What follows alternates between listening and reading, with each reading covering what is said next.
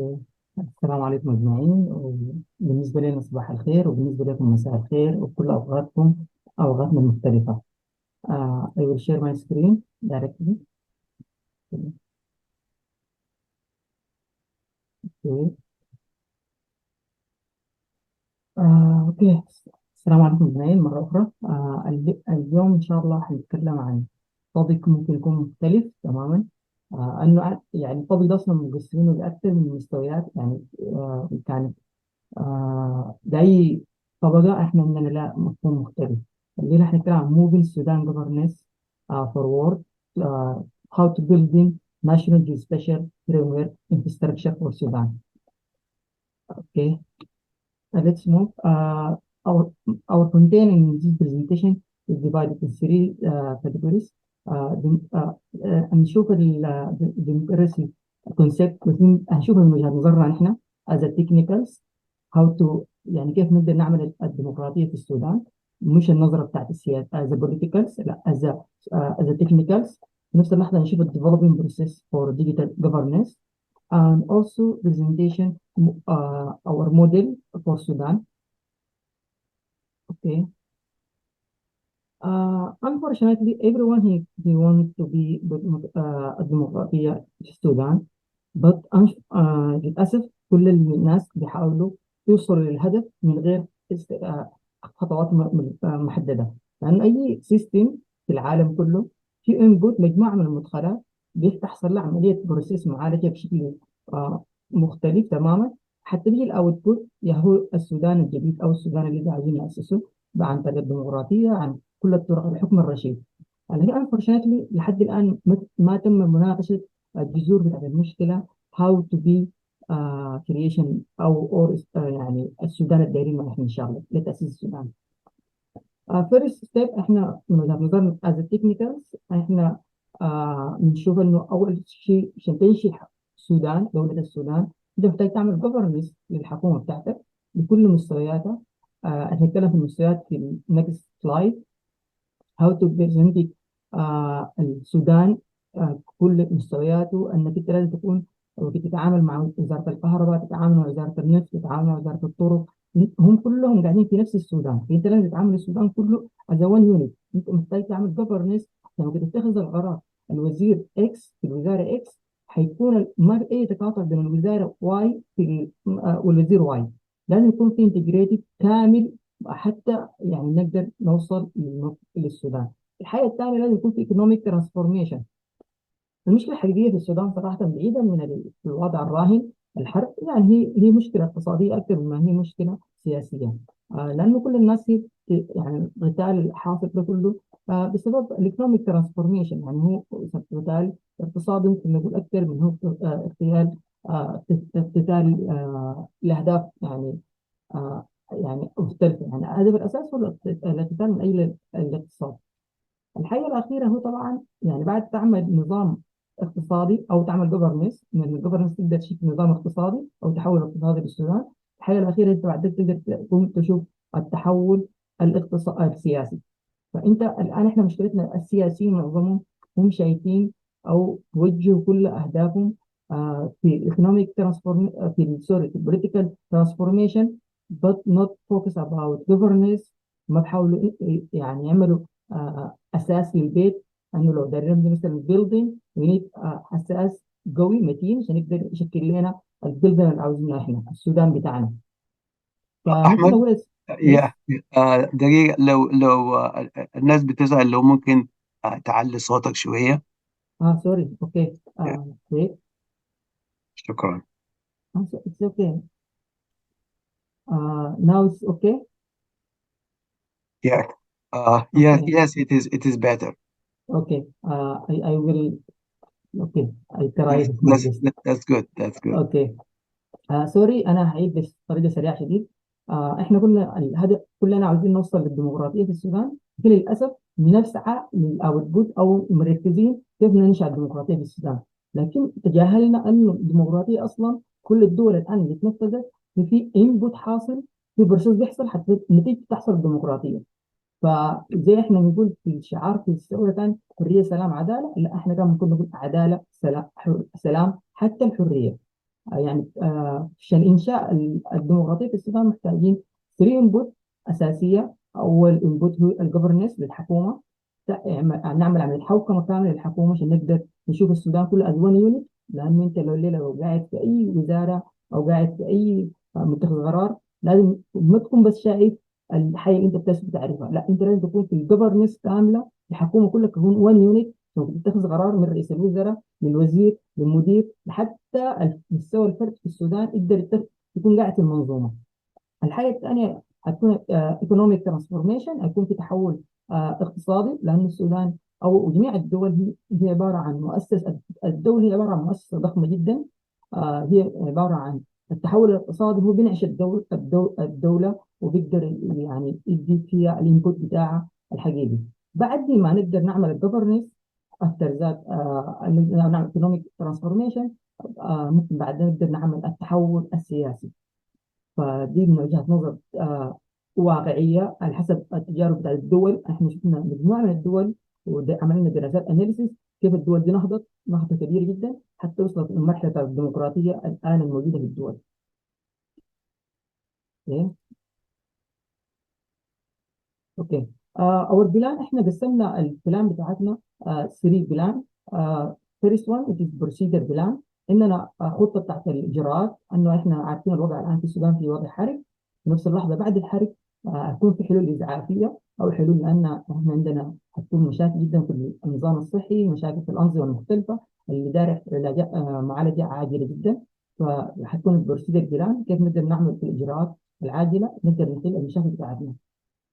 سكند بلان ان البوليسيز بلان، لانه احنا نعرف البروسيدر في النهايه حلول ذاتيه، لكن لازم محتاجين خطط وادارات سياسيه تكون السياسه اللي كيف نحن نقدر نعمل الرولز بتاعتنا واللو والحياه دي كلها، كيف نقدر تنفذها، كيف نقدر تقود الدوله لسياسات رشيده. لاسن احنا طبعا الثلاثه بلان دي ماشيه برر، يعني ما في بلان بتجي حتى البلان اللي بعدها، لا، انت لازم تكون اول حاجه تبدا بالاستراتيجي بلان. اللاست بلان احنا بنبدا اول وحده، حتى البوليسي بلان حتى نمشي البروسيدر بلان. هي البروسيدر بلان هي بتكون في الفيلد، هي بتكون الناس بتكونوا شايفينها. الاستراتيجي بلان والبوليسي بلان بتكون قاعده اسمه شنو، على مستوى الدول اللي بتكون، لو احنا كنا زي نظر هليكوبتر كده، نظر هليكوبتريه، يكون شايف كل البيكتشر من فوق، بيكون عارف الصوره الكامله للسوليوشن اللي عاوزين نوصل له في كل السودان. في الاخير عشان نقدر نوصل للنظام اللي عاوزينه. سوري هنا. اوكي انا building the national geospatial framework infrastructure. اوكي. اوكي احنا في الانسبشن موديل بتاعنا احنا بنركز في فور ثينجز. define the project area. السودان انه اقطار كبير جدا. السودان محتاج تعريف كامل جدا لكل الولايات الفيتشر بتاعتها، المهمه في شنو، نقاط القوه بتاعتها، نعمل كل التفاصيل دي، وايدنتيفاي بروجكت اوبجكتيفز بتاعتنا في كل ولايه عاوزين نعمل شنو، والنيد اسسمنت نشوف ناس الولايه ماذا يريدون، لانه في النهايه احنا بيهمنا النيد اسسمنت للواقع الموجود. وفي نفس اللحظه نشوف انفنتوري فور اكزيستنج داتا، الداتا الان الموجوده في السودان، واحنا عاوزين شنو. يعني ما حنبدا من فروم سكراتش، هنبدا من الداتا الموجوده. فور اكزامبل ممكن نقول السودان سيرفيس دومين بتاعتنا، خدمات في السودان، اليوزر اند بيزك ريكويرمنت، سيرفيس هوب، البوربس بتاعنا، الجولز اوبجكتيفز، اليوسج بتاعتنا، الروتس، الكونسترين. يعني دي كلها تضاعف في حسبان ليك انه حتكون في a lot of levels تحت السكيورتي ليفل، الصلاحيات، الكذا كلها حتكون واضحه في رؤيتك، تقدر تضع السيستم از ون يونت. اوكي.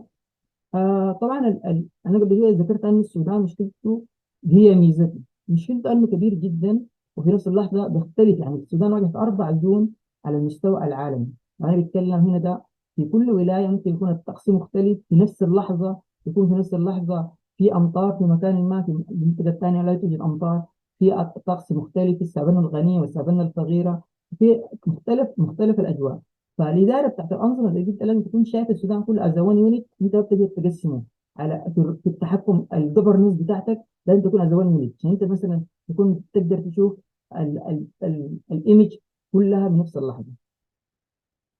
اوكي، احنا في الانفراستراكشر بتاعنا النظام هو يعني احنا بنكون قاعدين نشوف وزاره النفط مثلا، وزاره الكهرباء، وزاره الترانسبورتيشن، البنيه التحتيه والمواصلات، ثاني معظم الوزارات ممكن نقول، او حتى الخدمات الطالعه من الوزارات دي تكون كلها في نظام واحد. الوصول اليها بحسب الصلاحيات. هل الشخص المعني عنده صلاحيات؟ هل اسمه شنو، احنا محتاجين اسمه شنو البيانات نقسمها لمستويات برايفت وبابليك. البابليك دي ممكن يوصل لها يقول خارج السودان او داخل السودان، عشان نشجع الاستثمار، لان المستثمرين في النهايه عاوزين نولج عن الدوله اللي عاوزين يستثمروا فيها، المشاريع الزراعيه او الحيوانيه او هكذا. فهي كلها حتكون مقسمه في لايرز، اي لايرز بيكون مستوى مختلف من السكيورتي والصلاحيات على حسب الوصول. في نفس اللحظه بيكون احنا قادرين نقدر نتحكم في الفلو بتاع الداتا في كل النظام. احنا طبعا بنشتغل بنظام اجايل دي المانجمنت على التيم بتاعنا، لانه في النهايه التيم حيكون كبير جدا. فحيكون في كل تيم في يعني التيم حيكون منبثق منه تيم، والتيم منبثق منه تيم، فكل حيكون في ادارات مختلفه. في كل تيم في دائره بتاع تايم مانجمنت، تفاصيل كثير جدا اداريه عاملين لها بلاننج. يعني بلاننج اي ثينك مور ذان 900 بيج. ففيها تفاصيل كثيره جدا، البروسيس كيف تحصل، الفلو بتاع الداتا، الليفل بتاعت الاداره، كيف التفاصيل دي كلها تكون حاصله فيها. اوكي. احنا الاساس بتاع السيستم في 11 يوز كيس اساسيه. اليوز كيس الاساسيه administrative boundaries, elevation في الارض، اللاند يوز، اللاند كفر، الووتر بوديز، ترانسبورتيشن، climate and weather, geology, energy, utilities network and tourism and other if you need it. آه، دي الليرز الاساسيه. انا كنت اقول يعني المره الجايه كنت اقول البيز ماب، يعني انا بعني كل الطبقات الاساسيه. بعد ده بتجي بعد ده الصحه، التعليم، هكذا. دي خدمات بتكون في الوزارات. هي البيز ماب دي تكون في كل الوزارات، تجيها از سيرفيسز. بعد ده الوزاره منها تبني السيستم بتاعها.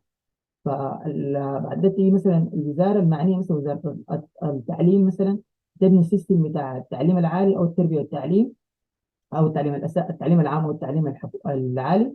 فبتيجي مثلا الوزاره بتاعت الجيولوجي تقسم شغلها حتى ياخذ المعلومات الاساسيه. ممكن نشوف اوفر فيو عن الداتا بتاعتنا، كيف تكون الشكل بتاع للاند يوزر او المستخدم بتاعه. احنا طبعا عندنا مهتمه في السيستم الوطني داخل بيز ماب، حتكون شايفه على مستوى العالم، لان احنا بنقول مثلا وزاره الخارجيه او وزاره المعادن بتكون عندها مستوى تهتم بالدول العالميه. يعني تكون الفيو لازم يكون على مستوى العالم. طبعا كل السيستم عربي انجليزي، فانت كان سيلكت لانجوج. انا بدي سكرين شوت بس عاملها عاملينها من السيستم، من الابلكيشن، بس فاتحين فيه الماب. لكن المابس دي في سيرفيسز اونلاين انت ممكن تفتحها من اي ابلكيشن. يعني ممكن تفتحها من التليفون، ممكن تفتحها عن طريق ابلكيشن في التليفون او على التابلت، او وات ايفر الاوبريتنج سيستم المستخدم، ماك او ويندوز وات ايفر لينكس، ممكن تفتحها. فهي بس عباره عن سيرفيسز. اي زول مختص او غير مختص احنا عامل له ابلكيشن معين يو كان اوبن. اكيد طبعا المابس بس جاست كليك، يعني انت هتكون في فيري انتراكتيف سيستم ماب، فبتكون دايناميك. حتى السيستم بيكون عمليه التغذيه بتاعته من الوزارات المعنيه. يعني وزاره الخارجيه هي بتغذي المعلومات. انت اول ما تخش السيستم في وزاره النفط، وزاره الخارجيه بتكون غذت لك المعلومات بتاعت الدول المختلفه وعلاقاتها مع السودان والاتفاقيات الموجوده في الدول وهكذا. بعدها بيجي المستوى الاقليمي، لان احنا في المستوى الاقليمي بيكون عندنا مور يعني علاقات ومور انتراكشن من الاقليم بتاعنا. فبيكون على المستوى الاقليمي في معلومات اكثر وفي تفاصيل اكثر على المستوى الاقليمي. بعدها بيجي على مستوى السودان. كل الولايات في السودان انت لازم تكون عارف الولايه، العدد السكاني، عدد النساء في الولايه، عدد الذكور في الولايه، آه العدد بتاع الناس الشغالين، والتفاصيل دي كلها بتكون السيستم عارفها عشان تقدر تبني بعد خططك، تقدر تبني اهدافك فيها. وفي نفس اللحظه داخل الولايه تكون في المحليات، اي محليه تفاصيلها، والترابط بين المحليات والاقتصاد بتاع اي محليه، وكيف تقدر تعمل انتجريتد بين المشاريع المشتركه بين المحليات او هكذا. بعد داخل المحليات عندنا الوحدات الإدارية، هي اللي بتكون قاعدة داخل المحلية. بتكون في وحدات إدارية دي بتكون فيها يعني المحلية، يعني الوحدات الإدارية دي بتكون مسؤولة من مجموعة من الأحياء أو التفاصيل زي دي، بتكون هي يعني تخصصيه اكثر، دي توصل من الوحده الاداريه توصل للاحياء، الاحياء بيجي مستوى البيت. هنا انا ذكرنا مره فاتت دي لاول مره تكون في السودان كله النموذج كامل للسودان. احنا شغالين المنقول السودان كله از 1 يونت، فده نموذج 3 دي لكل السودان. النموذج 3 دي ده دقته 10 متر لكل السودان. لكن احنا طبعا عندنا شيت كامل للداتا، الدقه بتاعتها السورس بتاعها جاي من وين، كل التفاصيل دي. وقت بنتكلم عن كل السودان احنا جبنا الدقه ال 10 متر لغه بالدراسات الاوليه والمبدئيه. لكن عندنا مناطق الدقه بتاعتها توصل ل 4 سنتيمتر، فانت حسب الدقه اللي عاوزها او حسب البروجكت بتاعك بتختار الدقه. صراحه الدقه العاليه دي ما لكل المناطق، لانه السودان كبير جدا عشان نقدر نعمل مسح لكل السودان بدقه عاليه. يعني غالي شيء، تكلفه ضخمه جدا. ممكن يكون يتعامل على مراحل، لكن حاليا في مراحل كثيره قطعت فيها شوط، لكن ما كل السودان. هنا الارتفاعات في السودان، الجرين سيستم، سوري الارتفاعات هنا ده اللي عندنا. النقاط في السودان كل 10 كيلومتر في نقطة فيها اكس واي زد، فيها الارتفاع والاكس والواي زد في كل السودان. هنا عندنا الجرين سيستم، الصرف الطبيعي في كل السودان، الخيران، الوادي الأودية والخيران اللي بيكون في السودان حتى على مستوى الدقة في الساتلايت ايمج. عندنا معظم الخيران الموجودة في السودان، أنا ما حقول الكل لأنه كلمة الكل دي آه، حياة ضخمة جدا، لكن احنا ممكن نقول أراوند ممكن 90% من السودان موجودة الخيران وأسماء. وعندنا ديت أكثر من كده هتكون في وزارة الموارد المائية، هتكون عندها، هتكون فيها الفور وعنقصا، وممكن السعة اللي يشيلها دي ممكن تساعدهم في المشاريع بتاعت الووتر الكباسيتي بيلدينج، نعمل لها حصاد مياه، وممكن نعمل تخزين وكيف تعمل حفاير خزانات وهكذا للمياه عشان تعالج مشاكل في بعض الولايات او في معظم ولايات السودان. او برضه الضرر اللي بيجي من الفيضانات احنا ممكن نتلافى عليه. هنا الكنتور سيستم، ارتفاعات الارض على مستوى السودان، انا زي ما ذكرت الدقه على مستوى السودان 10 متر، هي بالدراسات المبدئيه فقط. لكن اذا انت عاوز ديتا ادق من 10 متر عندنا، لكن طبعا ما لكل السودان حكرر. يعني انت لو منطقتك ذكرت علينا منطقه اكس، احنا لو عندنا لا دقه عاليه هنديك لك، اذا ما عندنا هنضطر نعمل دراسه في المنطقه على حسب البروجكت. دي مثلا البحر الاحمر، هنا مصر الخرطوم طبعا، وعندنا زي 76 مدينه، 76 مدينه ما ولايه، 76 مدينه فيها الدقه 4 متر ل 5 متر، 4 متر للكنتور. وعندنا بعض المدن الدقه بتاعتها 1 متر، سوري من 45 سنتي ل 1 متر، بتتراوح الدقه بتاعتها. لانه كان في مشاريع كثيره جدا في الخرطوم في مناطق زي دي، فبقت عندنا الدقه عاليه. حتى الداتا اللي قاعدين تتنشر في الخرطوم الدقه بتاعت 5 متر للكنتور، فده عرض يعني للدراسات المبدئيه عشان تقدر تختار الاريا بتاعتك وتقدر تشوف هل المشروع مناسب ولا لا. بعدها بتيجي مور ديتيلز، يعني انت كل ما المشروع بتاعك انت بتيجي من الداتا الكبيره 10 متر بتعمل تصفيه للداتا، بعد شويه تمشي للدقه 5 متر بتعمل تصفيه ثانيه حتى تيجي للدقه 1 متر حتى تيجي ل 45 سنتي. اذا عاوز ادق من كده بعد بتيجي محتاجين دراسات في ارض الواقع او يكون في عمل سيرفي يكون في الفيلد. دي مور، دي بيقول الاكزامبلز بالزوم على الخرطوم. هنا مثلا عندنا بعض المدن الاخرى، الدنقره، البحر الاحمر. دي بس سامبلز عشان انا بتكلم عن السودان كله، مهرج داش، هنا الفاشر، زالنجي. هو طبعا على مستوى السودان كله، بس انا بس جبت بعض الامثله لانه الموضوع انه هو بس عباره عن فيو لكل السودان.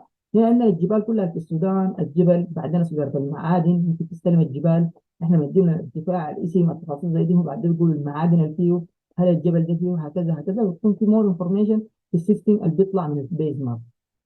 السيستم بيكون مسؤوليه الوزاره المعنيه. اكرر بس لانه احنا ما قدرنا نعمل تقاطعات، احنا فكرتنا الاساسيه عدم تكرار البيانات، لكن ما عدم السيطره على البيانات. لكن السيستم هو ديسنترلايز، الجفرنس بتاعتنا ديسنترلايز، اي وزاره مسؤوله من بياناتها، مسؤوله من الابديت، مسؤوله من التحكم في بياناتها.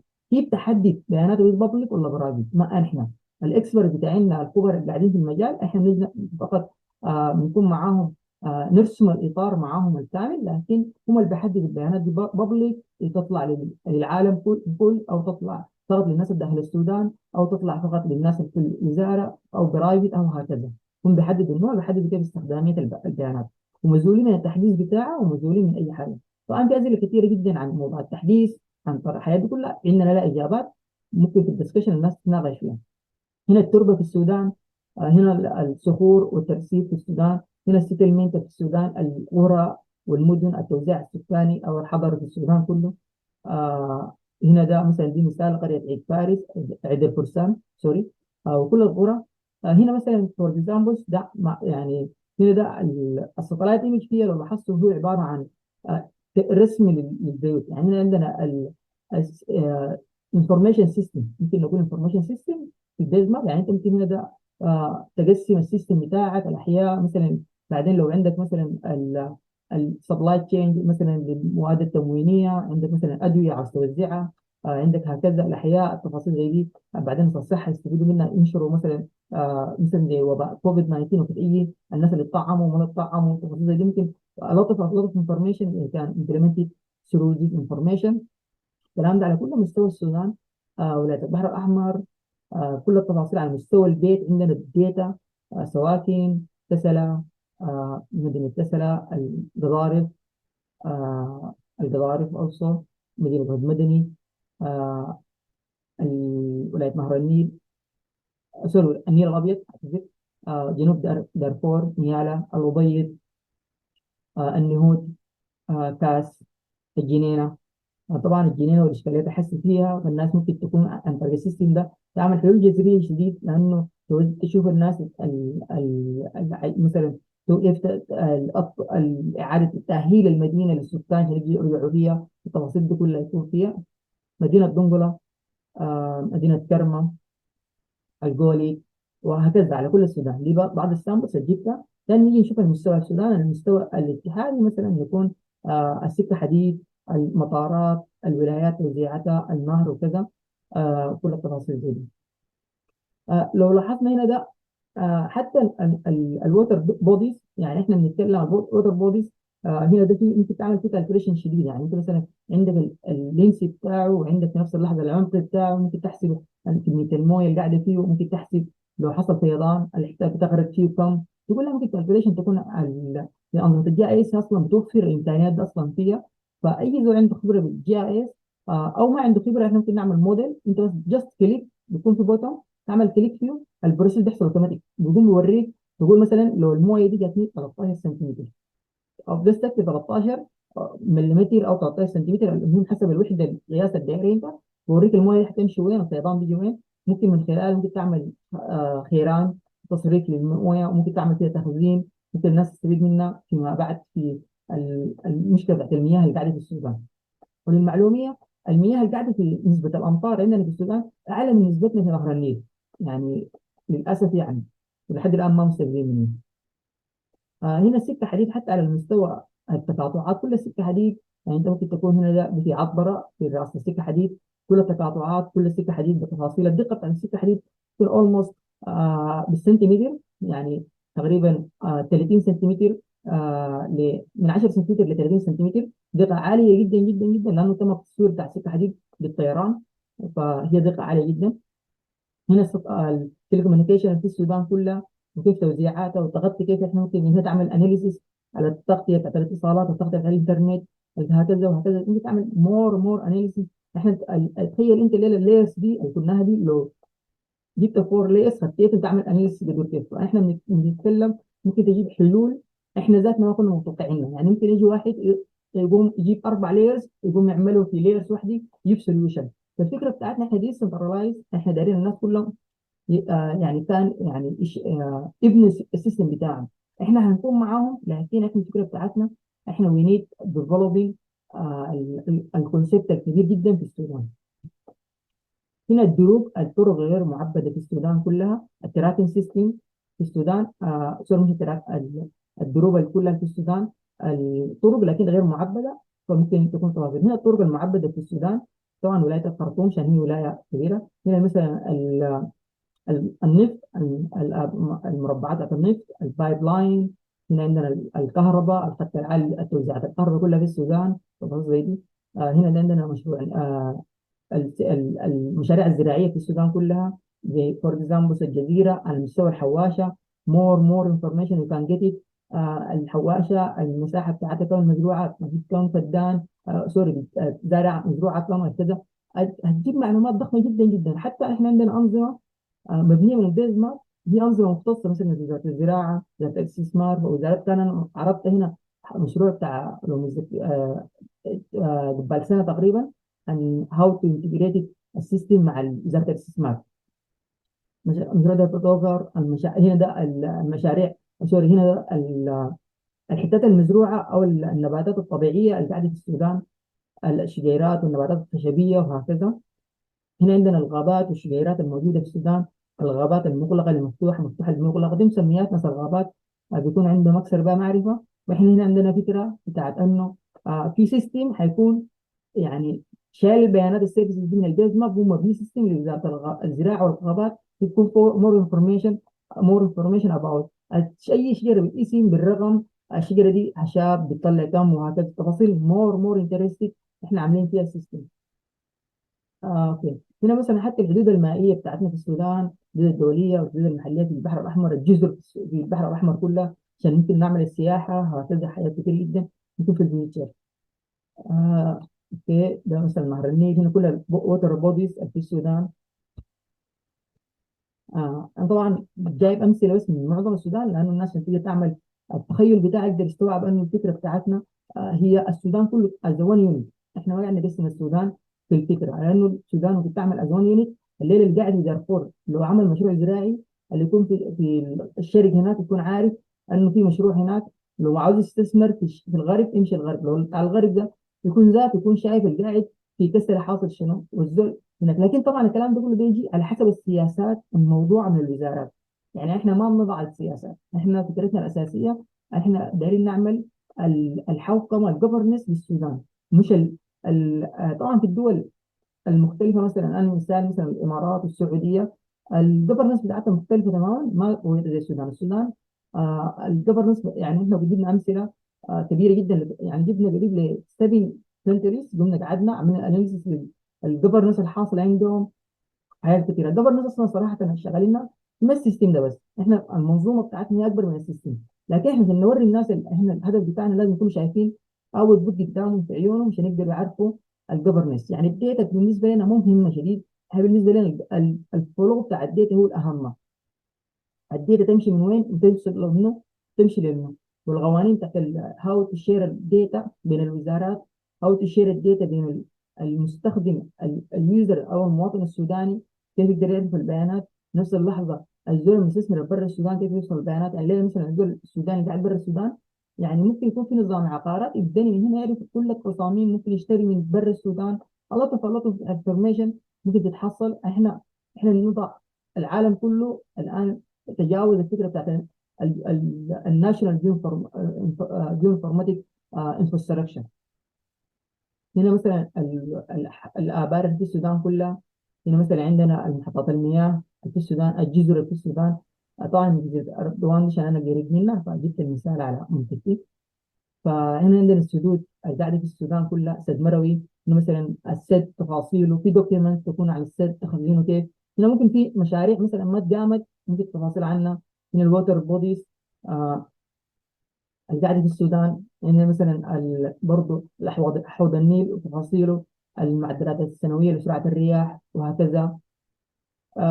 أمطار السنوية في السودان، طبعا الأمطار عندنا لا بير داي، لكن طبعا دي المعدل السنوي، يعني أنت تكون بتعاين كده نظرة كبيرة شديد وبالبوصة يعني. فهي المعلومات هنا ده بتديك بس نظرة مبدئية، لكن أنت كل شهر المعلومات بتختلف، كل يوم بتختلف، وكل تفاصيلها بتختلف في ريال تايم.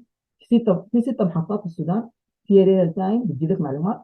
آه تقريبا انا ما اعرف الان شغاله كلها ولا لا، لكن هي كانت في ستة. طبعا الظروف دي الجديدة دي في حاجات كتير جدا ممكن تكون اتغيرت، لكن 6 محطات كانت ريال تايم بتجيب المعلومات، أو 4 ريال تايم واثنين مانوال بتمشي تقرا القرايات وبتديك التفاصيل دي. في محطات جديدة بتاعت قياس الأمطار والترسيب بتاع السنوي والحياات دي تقريبا اشتغلوها قريبات دي، كان في السنة اللي فاتت أنا ذات كنت في البروجكت.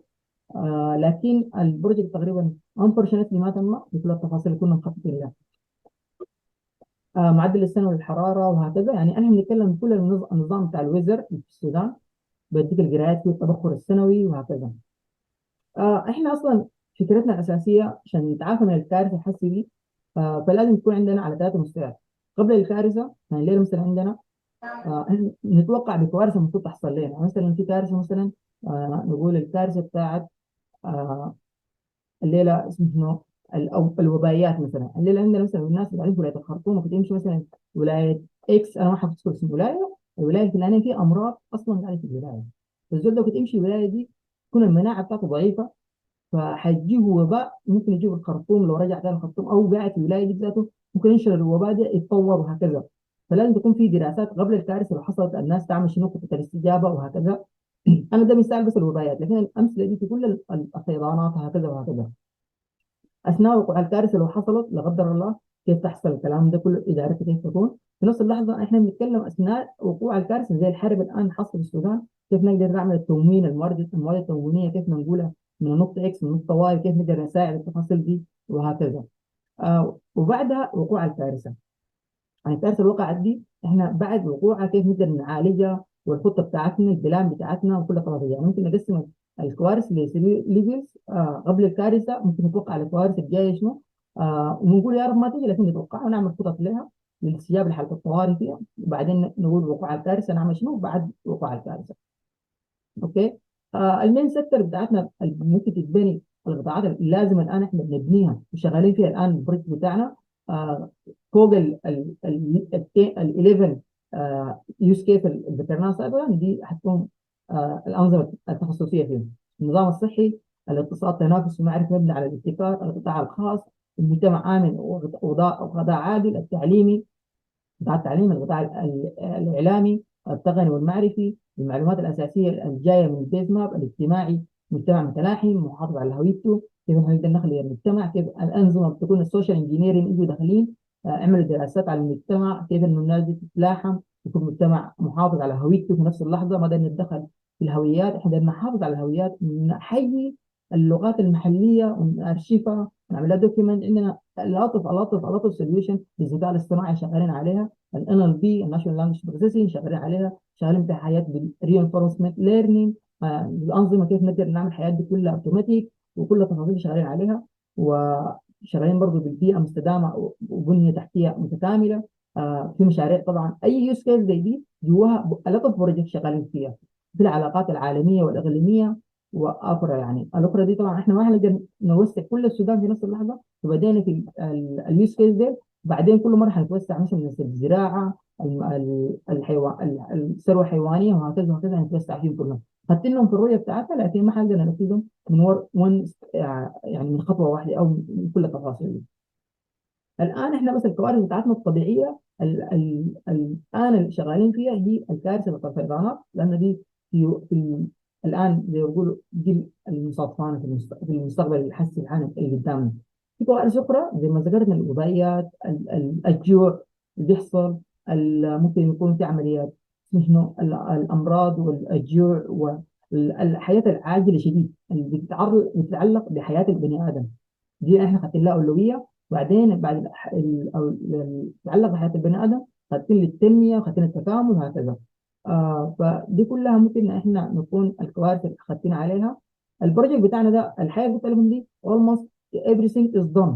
يعني ما هو بروجكت احنا عاوزين نعمله، لا هو بروجكت is done. يعني preparation of the conceptual model. طبعا كان شغال في اداره المشروع ده دكتور عادل السناري ربنا يرحمه، وهو المانجر في المشروع ده، فتوفى ربنا يرحمه، وهو القائد الراي اللي بدأ لنا، وان شاء الله احنا هنتم عليها. الكونسبشوال موديل، الديزاين اللوجيكال موديل كلها انتهت. الان احنا في المرحله بتاعت للاسف احنا كان عندنا سيرفرات في السودان، لكن الوضع الراهن معروف كيف. فعندنا مشكله طبعا في التوسع. كنا الرؤيه بتاعتنا دي ما قدرنا ننفذها، لانه عندنا مشكله في الانفراستراكشر بتاعت السيرفرات او هكذا، لانه السيرفرات اللي اشتريناها اللي قاعده في السودان عندنا لا فيها مشاكل كبيره جدا. دايرين نعمل جنريشن للريبرزنتيشن موديل عشان الناس تشوفها، والصلاحيات بعد ده نتناقش مع الوزارات المختلفه. طبعا الكلام ده كله ممكن الآن أثناء الحرب دي يكون شبه خيال الآن، لكن اولموست في خطط كثير جدا جدا. احنا بنتكلم في حياة بني آدمين، فلازم البروجكت ده يكون شغال على المستوى الواقعي وعلى المستوى زي ما بيقولوا الحياة. احنا بعيدا من المشاكل السياسية دي كلها، احنا نهتم بحياة انقاذ سوداني واحد. بالنسبة لنا أهم جدا جدا من كل الكلام السياسي الحاصل ده واللغط السياسي ده. فدي الرؤية بتاعتنا بشكل عام. ثانك يو. انا كان بتمنى لو الوقت كان اكثر كنت ممكن اعمل لكم فيو من السيستم دايركت، ممكن الناس كانت تشوفه، ممكن كانت تظهر اسئله، ممكن الزول يسالني تفاصيل، احنا ممكن نجيب سوليوشن ريال تايم تو دايركت. ثانك يو فور listening، وبتمنى انه يكون العرض يكون قد غرضه. و I will enjoy if you ask me any question. Thank you, Professor Muntaber, Professor Badri. Thank you very much, Ahmed. This is very informative, and we will keep in touch with you, and we hope that we will be around and sharing information and maybe links and anything that other people can benefit from, and in collaboration with you. We are a little behind on time, so we're not going to have any time for questions and answers now. We'll move on to the next session, the next presentation. We have another very interesting group and talk. Very, as I said in my announcement, if you want to see hope in our future generation, look no further. That's a group that we are all proud of and would love to hear from them. We have Dr. Awad Abdel Halim, who's a research scientist at MIT Mobility Lab, Urban Mobility Lab, and the Khartoum Map co-director. And we have Miss Ilham Ali, who is a data analysis at Remitly and Khartoum co-director as well. And Dr. Abu Bakr Zaidan, with the transportation planner at CDM, Smith and Khartoum Map head of transit data. I will make them now co-hosts. Excellent. Good to see you. Likewise. All right, and Ilham also is. Ilham and Abu Bakr should be as well in the group, yes. All right, go ahead. The floor is yours, and you can share the screen if you would like. Let me know if you can see the screen, and I'll get started from there. Yeah, we can see it. Okay, great. It's a pleasure to be here with everybody. Thank you for that kind introduction, Professor Muntasir. So we're here to speak about our initiative, Khartoum Map Initiative. Very specialized version of the talk that Ahmed just gave. We're really focused on mapping Khartoum State public transportation system. We'll talk about this process and its implications in this presentation. Brief introduction of who we are. So as Professor Muntasir introduced me, I am a research scientist at MIT Urban Mobility Lab, and I co-direct Khartoum Map with Ilham Ali. Professor Muntasir did not mention that I was his doctoral student, which is an honor that I have. It's been great being mentored by him. Ilham was a master's student here at MIT as well. We founded Khartoum Map with Abu Bakr, and you'll hear from both of them during this presentation. Each of them is going to speak about the process that we've been through. We have a team that we worked with in Sudan to conduct this project. So one thing that I always love to mention is that, it's a highly technical project in a field that is extremely male-dominated, especially in Sudan. But 55% of our team are female, and this was not by design. These were the best people that we had, and I think this is something that we always like to highlight. So the team really worked with us in creating the process for collecting the data that we will be sharing, and in getting the data out of the ground, since the three of us are based here in the United States and we needed hands in Sudan. So the background of Khartoum Map Initiative and why we started this work is, as everyone is very familiar with the public transportation system in Sudan, pretty much unimodal. There was a short-lived intercity train experience that did not really last too long. But other than that, it's a ground transportation system. Technically, it would be referred to as a semi-formal system. So there is a Ministry of Transportation that organizes the overall layout of the network and where the routes should start and end. But pretty much the vast majority, 98% of the fleet is privately owned and operated. The state only operates 2% of the, whatever was in service up to 2019, 2020, where we had data. One big factor that really made us pursue this project is that, roughly from the latest survey that was conducted in Sudan, about 80% of the population of the state of Khartoum rely on public transportation, either completely or to some extent. So it is a massive, area of improvement to, improve the livability. I think physical mobility and social mobility are two intertwined things that, cannot be separated. Providing people with better mobility to access opportunities is one way of uplifting communities.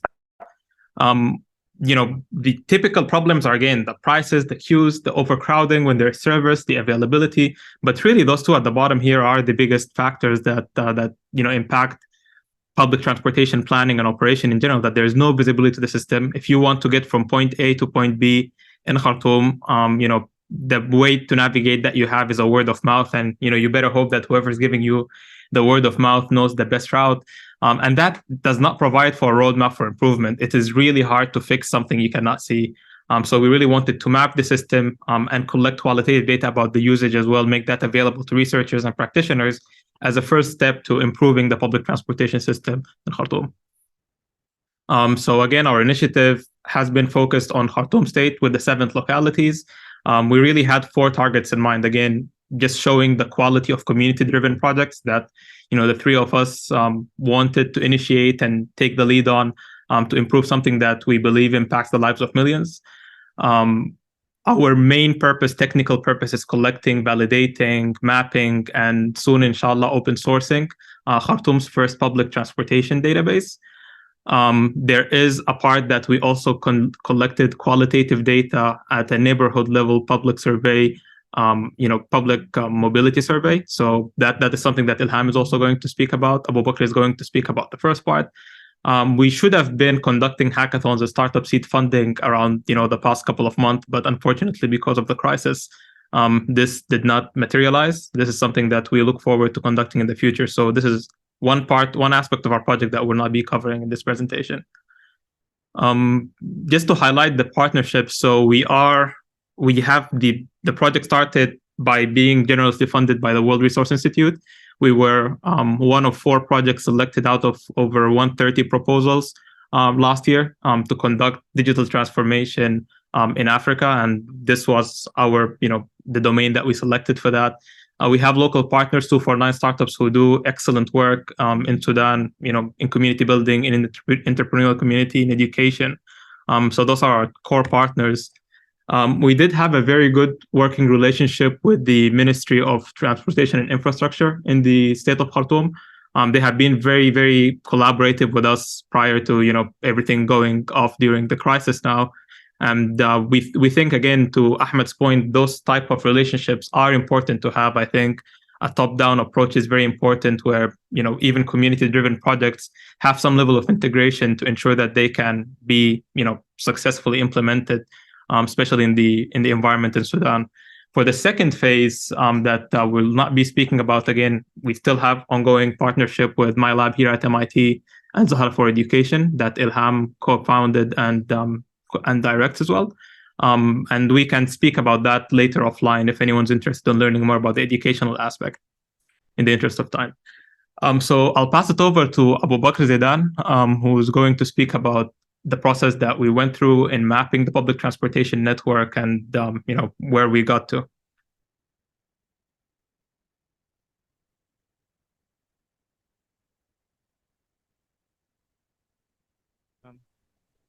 Hello, hi everyone. Thanks, Awad, and thanks, Professor Muntasser, for the introduction. I will be speaking about how we conducted the mapping for the public transit in Khartoum. Next slide, please. So in this process, we use different sources. So, and I will be starting we didn't start from zero. So, thankfully, we found some existing data sources from the ministry. So this the ministry had a documentation for the operating bus routes in different formats. So here you can see that they have a list of each route that operate in Khartoum, for example, the name, the number of large buses or small buses like HICEs, and then the fares in some cases. So this is one of the sources that we found. Another source that they had a route description where they say, for example, if you want to see route Al-Khartoum السوق المحلي. So it will start like, for example, from السوق المحلي, it will go by شارع الصحافة and keeps like describing it step by step or stop by stop if there is any stop. So this is another data set that we found from the ministry. And then the third one, which is like was a huge help in this project, was like a shape file. So the ministry had like 2 prior efforts to shaping the public transit routes in Khartoum, one during the long-term master plan that has been done like maybe 10 years now. And then they did another data collection phase that they tried to collect more recent data about bus routes in Khartoum. That was in 2019. So that effort was documented in some shape files. As you can see them, like this is just like general for the existing bus route. So we collected these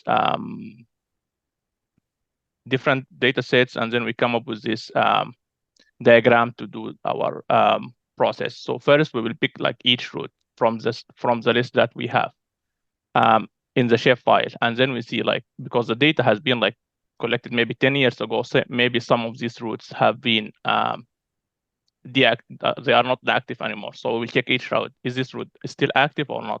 If it's not route, we will add a note that like this route is not working. So we will know that. So it's not going to be in the final database. So the next part is like, does it have like a shape file? And then if no, we will assign that route to a mapping lead. So there will be someone who will go and map this specific route, and I will go into the details of how this process is done in the field. And then in the other case, if there is a shape file, so we will try to validate this shape file. So we have a shape file and we have the route description that shows like a stop by stop. So we will have like two team members go over this route description and try to validate that with the shape file. And if needed, sometimes they go to the field and see like if ask people or sometimes ride the bus to make sure that the shape file is accurate and it matches the route description.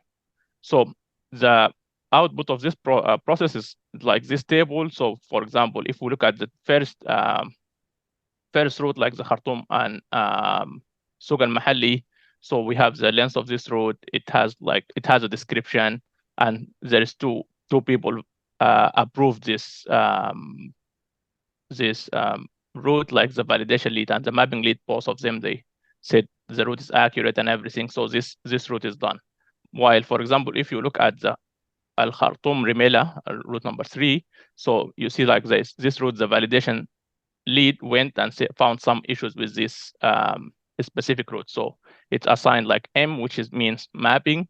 So someone went and mapped this route, and then like we collected a GPX for this specific route. So, and we have done this like for most of the routes in the state. So for example, for this route, like the Khartoum Rimela, so we decided that this route will need mapping. So it's going to be assigned to a mapping, the mapping team, and then a member of the mapping team will go download this app you can see on the left picture, like it's an OpenStreet data collection app, and it collect like real-time GPX tracks. And then the member will like go ride the specific route both ways, and then get the output in the GPX format, which like you can see in the right picture. Like you will see there is a route that goes from the start point to the end point, and this route like is accurate to some extent. It reflects like the exact route that the bus took. So this is how we collected the data. And here I will mention that like all these GPS tracks, the GIS files, and every processing code is going to be like open source, going to be available for everyone to use them or to utilize them in which ways that they want. And I don't know, like if as the previous speaker Ahmed, this is something that could be one of the early things that you could adopt in maybe in your map. So during this process, like we were communicating with the public, like through Facebook, through different social media, like what we are our progress. And this is like the first picture showing the first 50 map. This one shows like the first 100 maps. And right now, like we have like almost the entire state, like we have over 350 routes that have been mapped and validated, and they are ready to go. So just to mention, like we had like 8 volunteers help support this effort. And also one of the things that we tried, we asked like people like just from the public, like this application we showed, it's like a free application. Everyone who wanna use that can use. And we asked people like, if you wanna participate in this project, you could write the pass that you usually write, and then just like share the GPX file with us. And we got like about 30 plus routes from this effort. Like we didn't get like much. We were hoping for much a better response, but like that's what we got from this process. So a couple of things also we would like to highlight here. So this thing is like not only a map. So there are some other aspects to it. So the GPX tracks that we collected, like they are not 100% accurate. They are accurate, but like as you can see here, there's sometimes they will go off the road. Sometimes you will see one point here and there that it's not exactly on the road. So we created a script that we'll slide to the next picture, but like if you can go back out, you will see like there's some deviation between in the first picture and now here it's corrected. Like after we run the script, like everything is correct, everything is mapped into the current road network. And this script also one of the things that is going to be open source and people could use it for different projects that as in the future.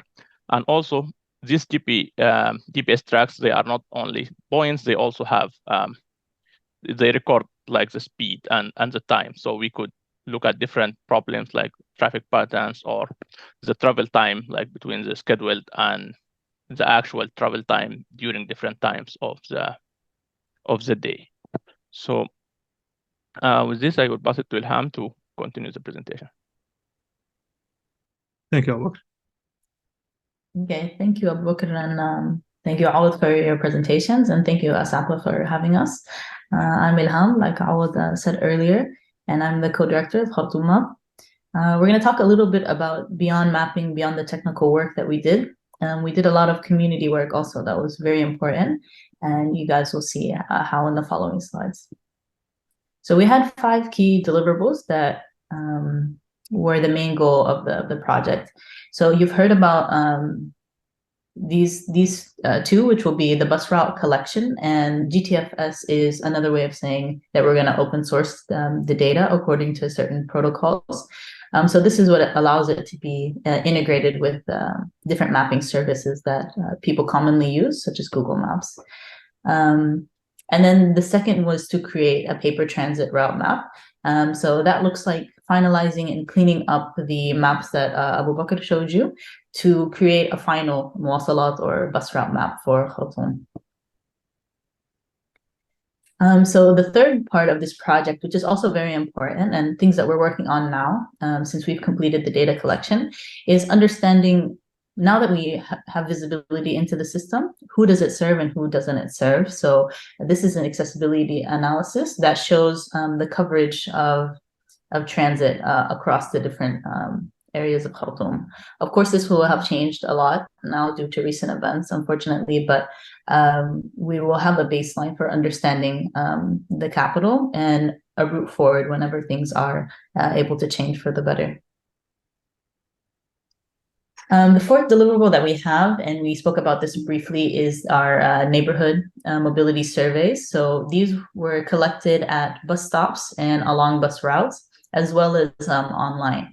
So having a strong online presence, having a strong community that we built beforehand and throughout the project is very important to this effort.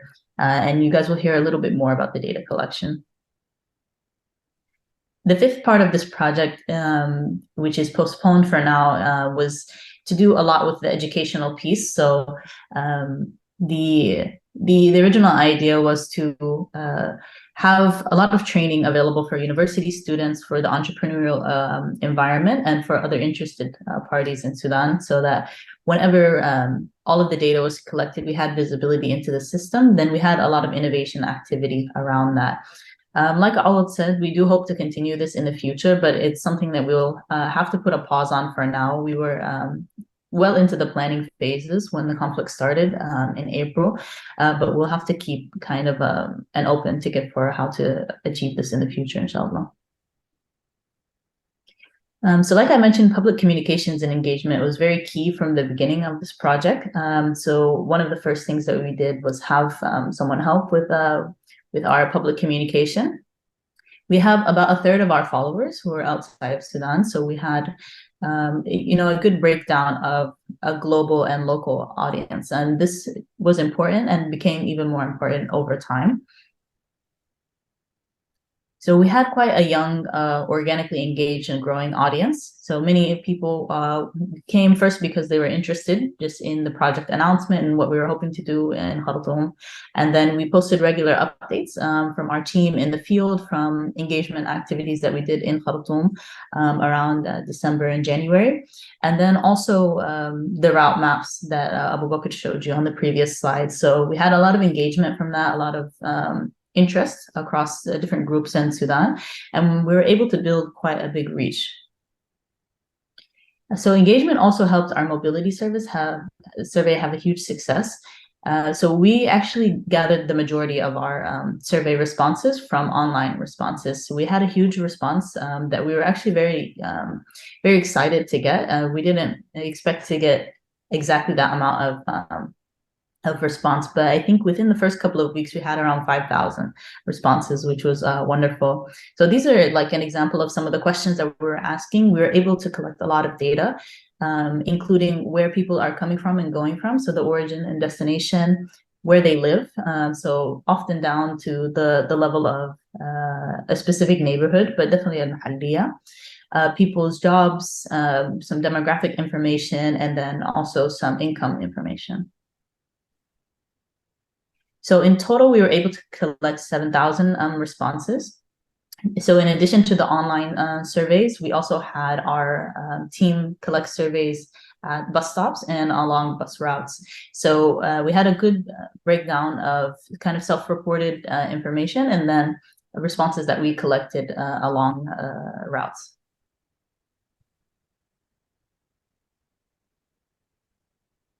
So what's important also in the mobility survey is that we're able to tie some of these surveys to the routes that we're collecting. So the origin and destination of routes gives us information not only about the route itself and other things that we're collecting through the technical part, but now we also have the social aspect. So we're starting to understand how people actually use the system. And this aspect of human behavior is really important as well. So as you can see here, how this toggling the origin and destinations. Also, another thing that's important with our community engagement is it allowed us to pivot and kind of actively engage our audience when the conflict started in April.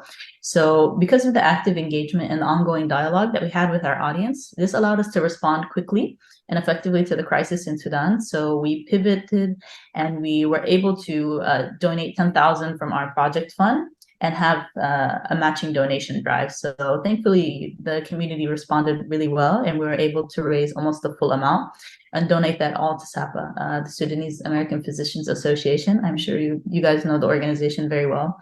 And they did an excellent job in responding with medical and emergency aid. So what are the next steps for the Khartoum Map project? We have it broken down into 3.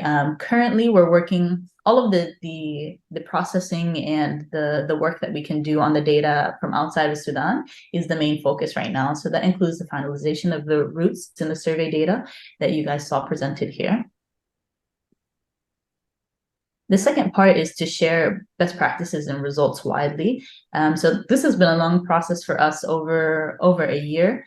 And we've learned quite a lot during this time in terms of how to collect data in an environment like Sudan, what's the real utility or the usefulness of this data afterwards, and then how to engage your community, how to go about crowdsourcing. So these are all things that we hope to share with a wider community so that people can learn from our experience.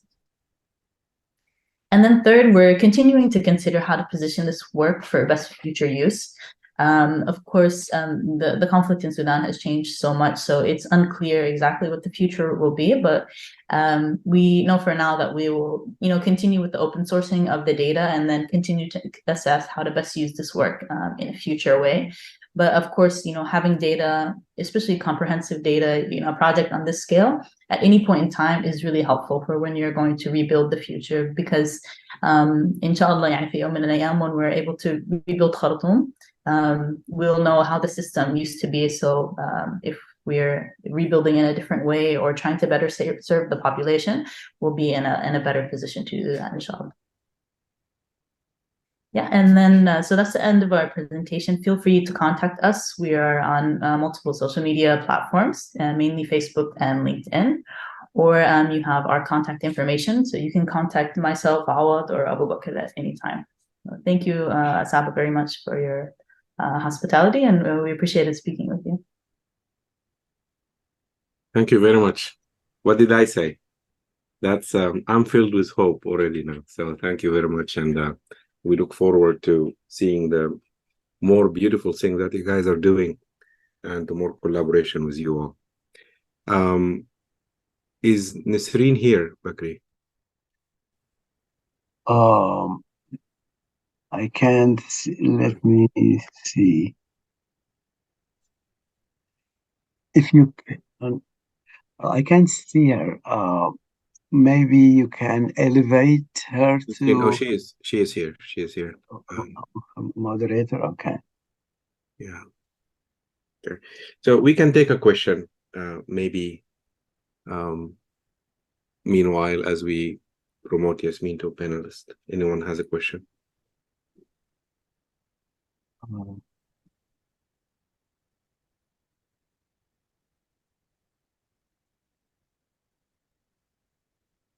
I have a question about what do you see in the future for improving the transportation system in Khartoum, beside improving what is existing now? From your study, you probably are more equipped to see beyond this. What did you think about ideas for the future, like metro system or underground transportation or things like that? Yeah, this is a great question, Bakri. Thank you for the question. And I think one of the positives of starting from kind of like quite near the bottom is that you can only go up. So this was definitely one thing that as soon as we looked at the data we're collecting, I mean, there's so many things that can be improved. There is definitely pushes for bigger projects, particularly infrastructure, when it comes to more roads or building a metro. I think that take a lot of time.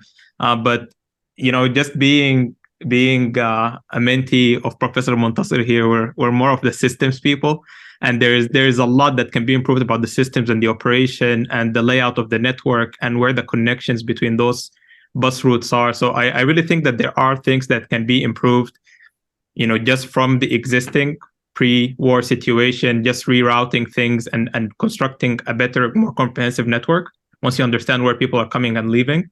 But at the same time, I mean, even things like if you're going to build a metro, you need to understand, the demand patterns, and the data that we collect help you see things of that sort. So I really think, yeah, there's a lot to be done, but I think prioritizing shorter term, more impactful projects would be what we see the data more useful for. This is why we really wanted to engage the entrepreneurial community very early on, and they were excited to try things. I mean, a lot of them did not know where people are coming and going from. Ilham, did you have something to add to that?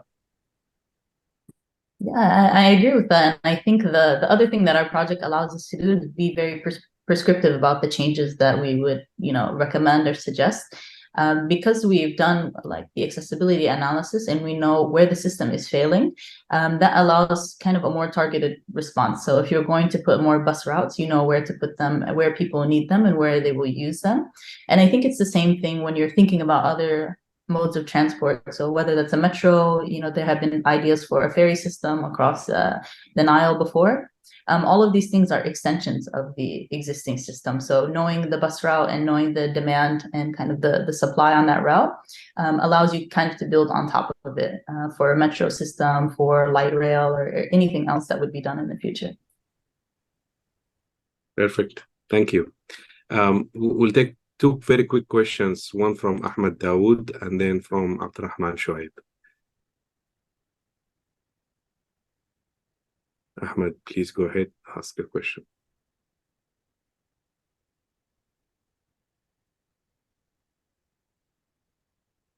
I'm sorry. Is it my turn? I'm not sure. No, it says Ahmed Dawood. I'm sorry. It says Ahmed Dawood, but your name is coming as Ahmed Dawood for some reason. Go ahead. Oh, wow. Interesting. Okay. My name is Fida Dusuqi. I'm a regional and urban planner. Thank you so much for this beautiful work that you put together. And like, I'm not sure who said it. Someone said it before me, but I just feel that Sudan future is in good hands. Just listening to what you have done and looking at how efficiently it's presented. Thank you so much. My question is not having to do with what you just presented, but it does have to do with a project that we are working on, and I'm sorry to do this to you, but we do need help, and this is the type of help that we need, and we've been looking for it, and our work stopped. And it's in regard to an area in Marawi, where we needed a lot of work with mapping the areas and the neighborhoods as we are preparing for the municipality approach in the governance of the city. And so we need a lot of help in that area, and I hope that you will be able to help us on that. Marawi is not in the direct war zone area, but you probably know a lot about Marawi. But we do need your help. So let me know, please, if this is something you can participate in. And just Thank you. a quick comment. Thank you for that. I think when participants send the link that is their registration link, their name is going to appear as the person who invited them. So if we don't have your information, if you could please write your name in the chat and a way to contact Absolutely. you, then we would Sure. love to be in touch with you. Absolutely. And by the way, I used to work for the Ministry of Transportation in Khartoum, Al-Ittihadiyya, actually. So I'm very impressed with what you have. There's a lot of work that's going to come up, inshallah, once the war stops. There are a number of groups and including consultants who are working on a similar project, but I do feel that you should be part of them.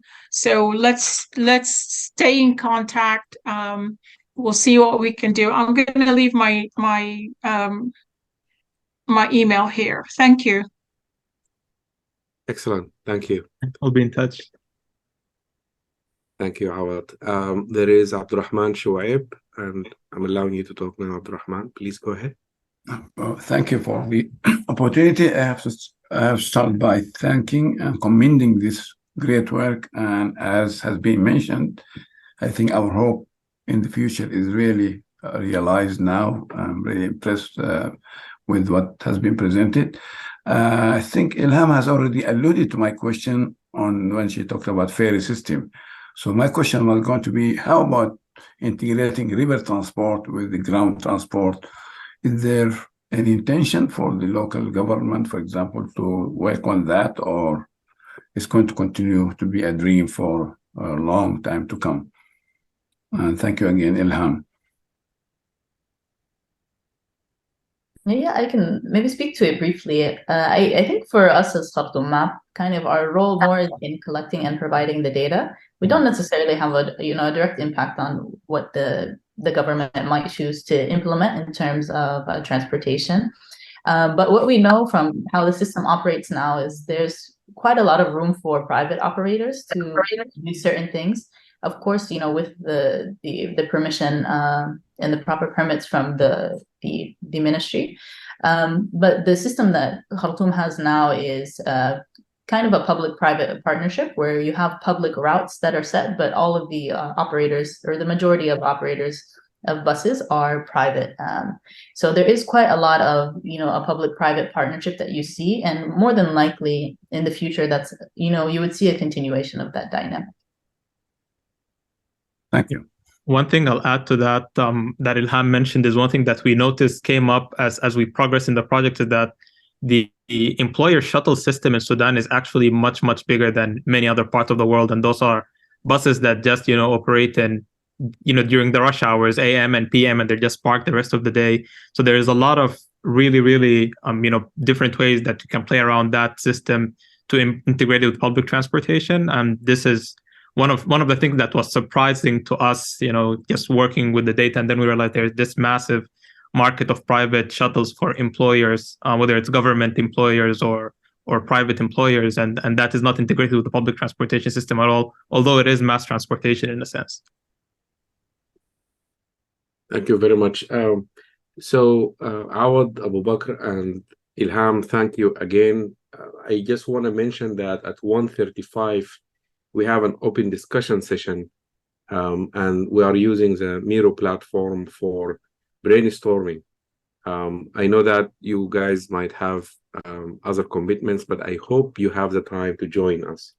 And if you do, we would love to get your feedback as we define the future activities for ASAPA moving forward. So thank you again. Bakri, the floor is yours now to introduce Dr. Nisreen. Okay, thank you, Muntasir. I'm very glad to introduce Professor Nisreen Al-Amin. Nisreen is an activist. She has been working with indigenous and marginalized people in the U.S. and South America and in the Sudan. She has been able to also connect her academic work with her activism. She's now focusing in the Sudan and in all the region of the Sahel in Africa. Her work is basically, she has been investigating the connections between land, race, belonging, and empire making in the Sudan and in the region. She's going to talk to us about what is happening in Al Jazeera, and also what kind of activism she's doing at the University of Toronto, where she teaches now. Welcome, Nisreen. Thank you so much for that wonderful introduction and for inviting me. I'm really honored to be here. Can everybody hear me? Is the sound okay? Yes, but if you can raise the sound a little bit would be good. Yes. Okay, great.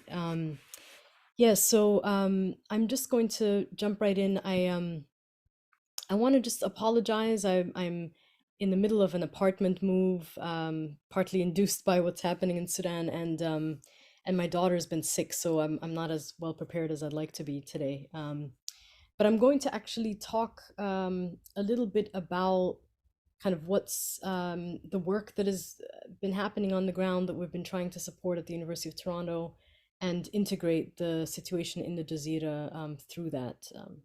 Okay. So as you all know, about 4.5 million Sudanese have been displaced by this horrific war, and of those, the majority are internally displaced. The UN estimates that approximately 3 billion is needed to address the needs of those war displaced and impacted, but less than 25% of that has actually been raised or pledged by the international community. I was originally going to talk about the situation in the Jazeera, which, as you know, is hosting large numbers of internally displaced people from Khartoum. and I will do some of that, but I know you know what is happening on the ground. So I thought I would focus on two things. One, on the work people are doing on the ground in the Jazeera to help each other survive, also Khartoum State, and two, what we as scholars and advocates can do to support these critical relief efforts that I will call humanitarianism from below, and to build the capacity of civilian actors who continue to build the foundation for a popular democracy from the bottom up. I had just arrived with my 3-year-old daughter in Sudan a few days before the war broke out. We sheltered in place in Hillet Hamad, a neighborhood in Bahri that was particularly hard hit because the RSF had been embedding themselves in the neighborhood for a while, and had set up a headquarters in a nearby hotel, or near it. Just 2 days before the war, we witnessed an argument actually between several armed RSF soldiers and some youth from the neighborhood who were swimming in the Nile, cooling off during Ramadan. The RSF soldiers wanted them out, and my father and I talked later on about how anxious they seemed. As we sheltered in place, friends from a local resistance committee in a different neighborhood in Bahri started organizing food distributions as soon as the war started. Through support from friends in the US, we were able to raise enough for 30 families for what they estimated would be a 1-month ration. During our evacuation to a village about an hour or so south of Khartoum towards the end of August, we ran into 2 young men who were members of our local resistance committee. They were carrying heavy canisters of water from the Nile. You could see their bodies kind of cowering from the weight of the water and the bullets flying, and you could hear the bullets flying in the distance.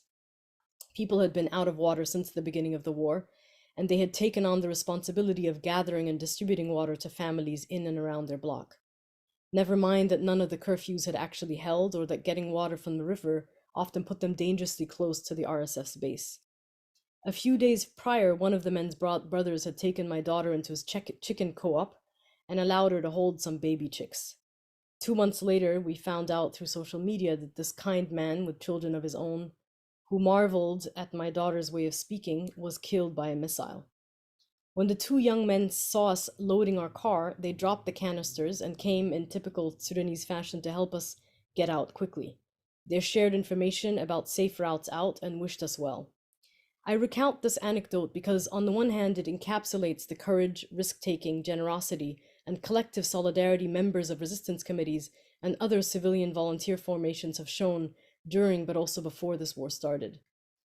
On the other hand, it also shows the ways people have been filling in the gaps of an absent state, and to a large extent an absent international aid community, shouldering a massive burden on their shoulders while simultaneously trying to survive this war.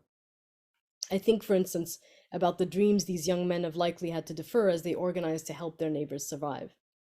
Once we arrived in Sharq al-Nil, we met with women members of another resistance committee who were getting several houses in the village ready to shelter and host people displaced from Khartoum. Some of the diaspora support we raised went towards purchasing food and other essential items for displaced families. Months after we evacuated, we learned of the incredible work of the Sudan Doctors Union, who's been saving lives, setting up ERs in the few hospitals that were still functioning at the edge of the city. Young volunteers have set up communal kitchens and emergency response rooms. The Tea Vendors Union organized to receive diaspora support to distribute food to its members and to provide them with the support they need to be able to stay home and shelter in place through Dr. Nada Ali. An independent farmers union in the Jazeera organized to support farmers to get ready for the planting season, despite the lack of electricity to pump water onto the fields. They issued a statement calling for support because a failed planting season, followed by rains and floods, will lead to more casualties of this war. People in towns across the Jazeera have opened up their homes, in many cases to complete strangers, converted school buildings into shelters, and coordinated humanitarian relief with some of their own dwindling resources. Those surviving, in brief, are helping others survive. While the northern part of the Jazeera has experienced some violence, some areas are relatively safe, but people have experienced food shortages and massive price hikes, especially at the beginning of the war. Members of the Farmers Union in Hasahisa tell me many have not received salaries, such as teachers, since April 15th. My contact who works for a local company is an accountant and farms a hawasha said the company is not operating, and he's getting paid a fourth of his salary, while they are also hosting displaced people in their village. He emphasized that it is the communal kitchens and cooperative solidarity work that is allowing people to survive. Another contact, who is a woman harvester in a village an hour south of Khartoum, tells me they are gathering wild greens or khudra and something called dalle to supplement their diets. But the rural economy in central Sudan has been restructured since the early 2000s due to neoliberal privatization policies pushed by the al-Bashir regime to essentially withdraw state support for small farmers in order to attract large-scale domestic and foreign agribusiness investors, particularly from the Gulf, and to facilitate state seizures and purchases of land for these purposes. So since the early 2000s, we've seen these gradual shifts leading to more food insecurity as people are pushed out of the farming sector into things like brickmaking or having to move to find work elsewhere. And we're seeing also more and more stores being stocked by food that is coming in from other parts of the country and the world. So there's more of a dependency on foods coming in. There are somewhere around 8,000 resistance committees across Sudan. 1 month into the war, members of these committees, along with other volunteers, set up 69 base emergency rooms in Khartoum state with a capacity of over 4,600 volunteers. Of these volunteers, 1,400 are doctors, nurses, medics, and medic lab technicians, and they are currently training about 215 first aid medics with plans to train more. They're running 33 neighborhood health clinics and communal kitchens, 15 functioning public hospitals, and coordinating with local markets, pharmacies, grocery stores, electric, water, and telecommunications companies. They have volunteers across the 7 districts of the state of Khartoum. And this information can be accessed on their website, khartoumerr.org. I'll put it in the chat later. In Niala, Darfur, young volunteers, many of whom were also affiliated with resistance committees, took turns protecting neighborhoods in the early weeks of the war. Through diaspora support, once Bangkok opened, they were able to distribute food to families sheltering in place or displaced within the town. A couple of months ago, we received an email from some Congolese refugees, a friend of theirs, children who had orphaned through the war, who were trying to get out. They were sheltering in place in a mosque. And it was through a brave young man, along with his friends, who've been doing these emergency evacuations, that we were able to raise some diaspora support to get a bus to take these Congolese refugees out. And I mentioned this because we contacted many international agencies who refused to evacuate them because it was simply too dangerous. And I mention all this to say that these young women and men have been doing this life-saving relief work and organizing while working in joint coordination and while adhering to a democratic consensus model of decision-making. It is clear that these civilian volunteers who have been saying stop the war and who've been calling for a transition to civilian rule from the beginning for a very long time now, have repeatedly proven that they are capable of building a popular democracy from the bottom up. They are demonstrating that, in fact, building democracy begins at the grassroots level. The model of consensus building and horizontal leadership structure they have built constitutes an important and sophisticated alternative to the short-lived elite model of democracy we've experienced in Sudan. And yet many of these civilian actors have been called naive, inexperienced, incapable of being political actors or doing any kind of political organizing beyond protests. And that is simply not true. If we look at neighboring countries on the African continent, we see long-standing dictatorships, military rule, and democracies that represent the interests of a few elites, local and global, and that facilitate elite capture of resources and power. In Sudan, one could argue we have only ever experienced elite rule. And so my appeal to all of us is to support the non-elite actors that are doing the work of saving lives. Their work is humanitarian, yes, but it is also deeply political because they are sowing the seeds of peace and popular democracy. At the University of Toronto, a small group of undergraduate and graduate students formed a Sudan Solidarity Collective. We're working in collaboration with the Sudanese Student Union to support existing and incoming Sudanese students by advocating for their needs at higher administration levels. In September, we are launching a Sudan Solidarity Fund in partnership with a local organization called the Darfur Diaspora Association. This fund will continue the work of supporting local grassroots emergency response rooms, communal kitchens, and union efforts. We're also forming a board made up of people in and around Sudan and in Canada to collectively decide how funds will be distributed. We're anticipating that we will continue to raise small amounts of money from friends and colleagues in the academy, but hope that the lack of overhead will mean the money raised can go a long way. And you can access information about this fund on the website sudansolidarity.com, which will be launched soon. In coordination with Scholars for Peace in Sudan, we've also been working on establishing scholar at risk programs, and in particular, thinking about how to establish spots in the Middle East and at local universities, at universities in and around Sudan, meaning in Uganda, Kenya, etc. And led by Dr. Rebecca Glade, we're working on a digitizing transcript initiative, essentially working with Sudanese universities to access their servers in order to digitize the transcripts of thousands of Sudanese students. So we're still working on that. There's some bumps in the road, but I wanted to mention that in case there are people here who could potentially support. And finally, I think there's a great need for us as scholars to think about the specific role we can play in supporting this work. And I think some of that has to do with popular education and potentially writing pieces that can be used in the classroom that our colleagues can use to educate people about what is happening in Sudan and to then potentially raise money as well. So I'm going to end right there. Thank you very much for listening. Yeah, great. Thank you, Yasmin. That was brief and very informative. Muntasir, do we have time for questions? Yes, you do. Yes. Okay. Any questions from the floor? You have Nada Fadl. Allow her to speak just a minute. Okay. Yes, go ahead, Nada, please. Thank you, everyone, and thank you, Nasreen. Amazing and informative as usual. So I wanted to just add one more initiative to your list of initiatives, and I'd love to connect your volunteers with them so you can collaborate.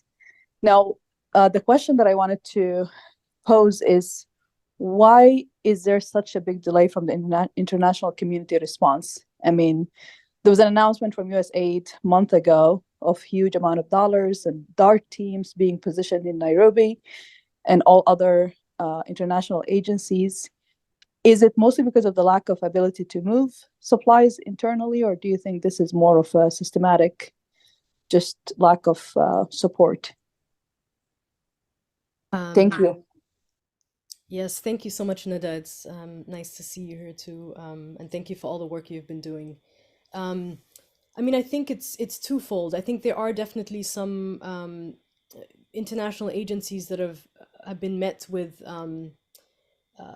restrictions, right? Who have, it took a very long time for many to get permission to get into the country to enter. There are, of course, security concerns in terms of, operating in the areas hardest hit. But I also think the larger issue is that it is more structural, that we have a kind of humanitarian aid system that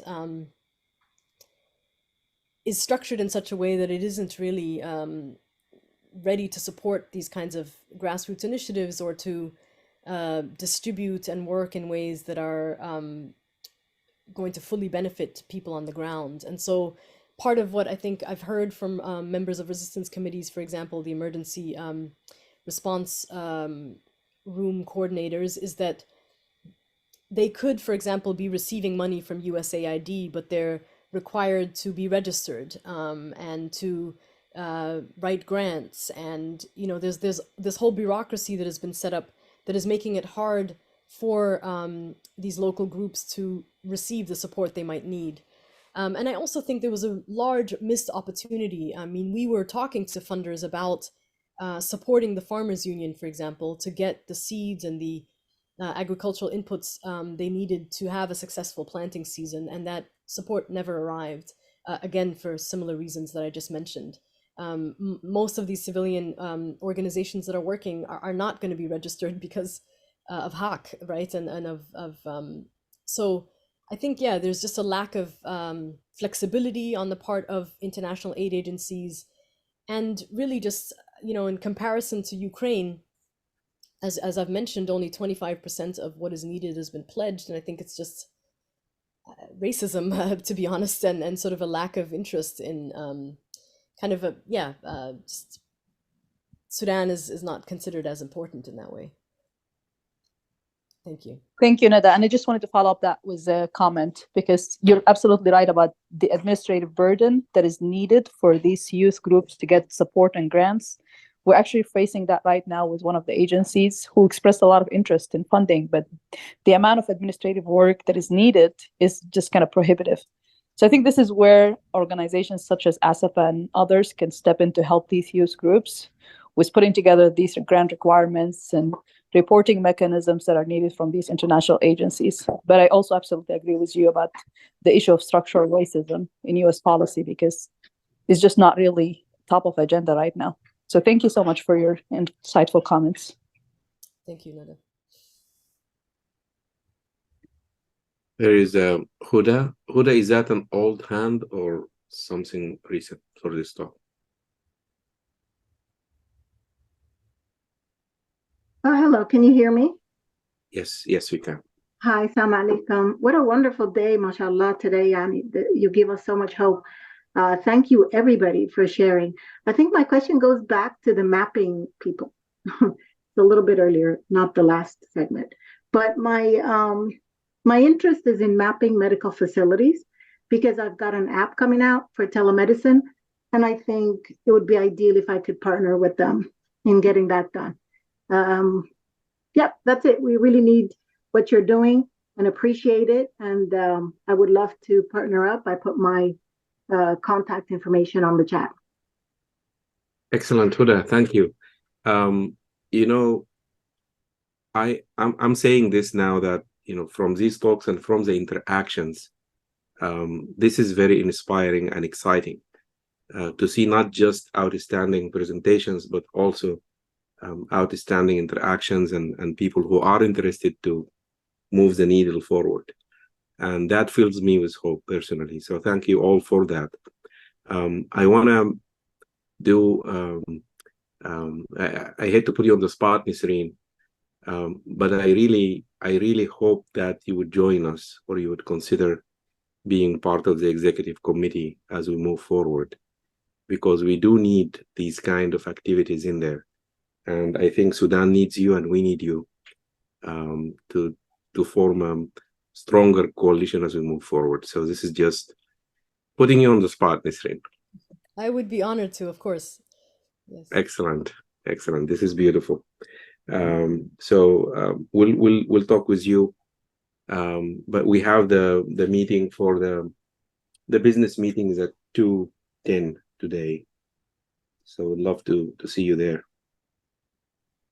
All right, we have one more question from Ahmed Dawood, but I think that's a different Ahmed Dawood, but we still That's me again.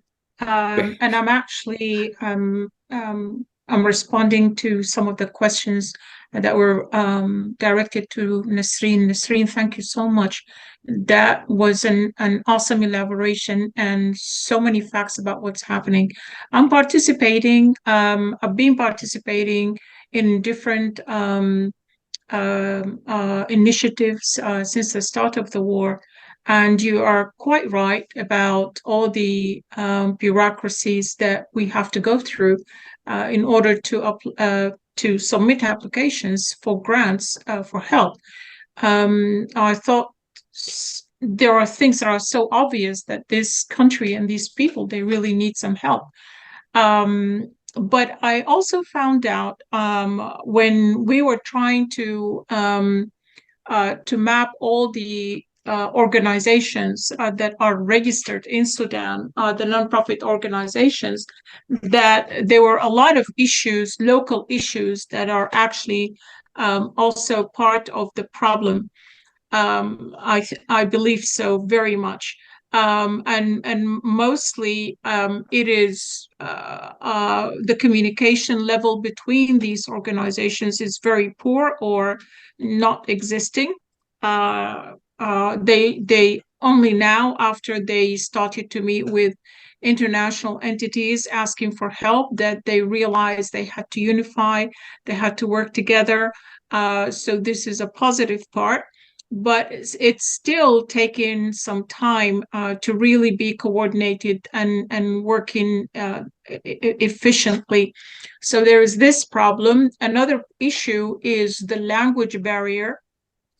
I think in communicating what's happening, it's just very difficult for most people because of the I would say poor English. I don't know how to say it better than this.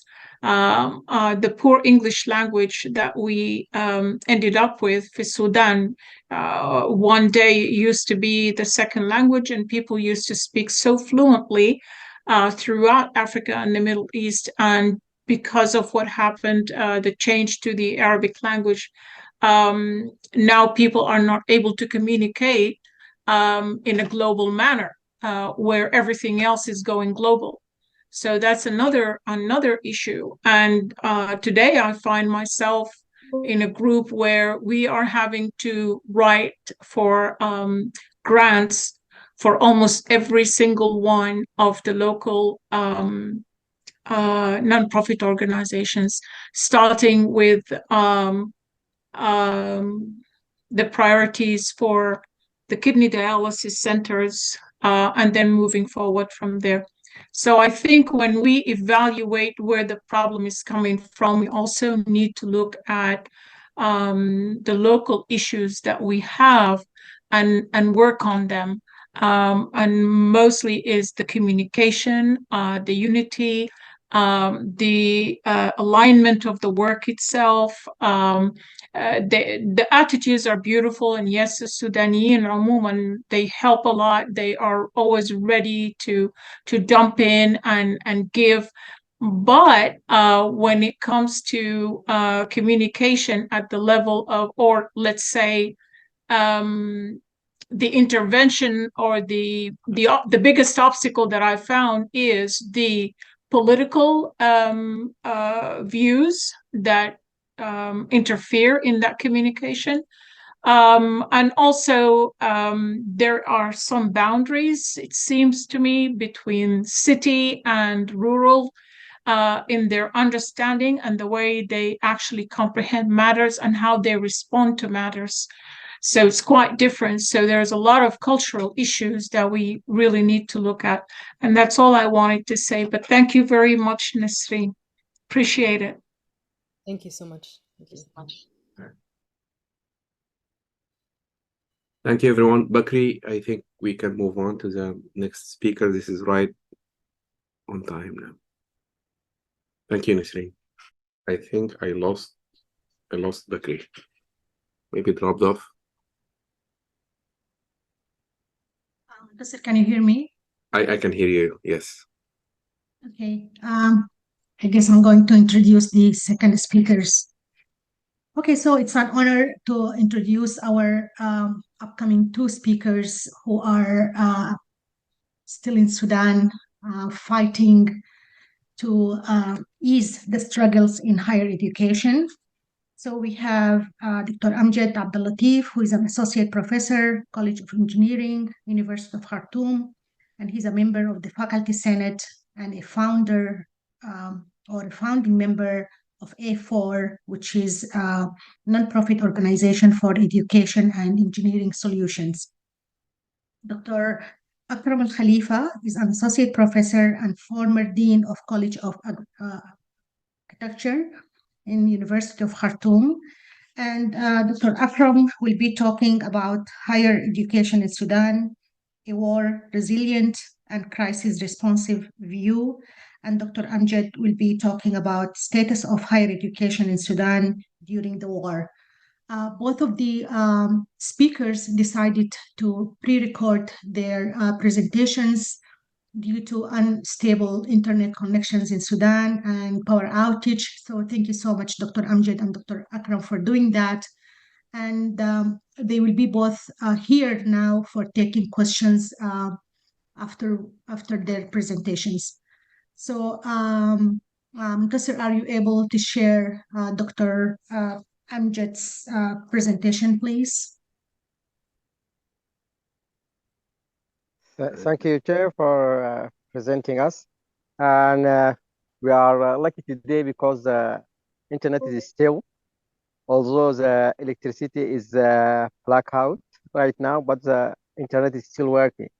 So we'll be here to take questions after a pre-recorded presentation. Thank you for.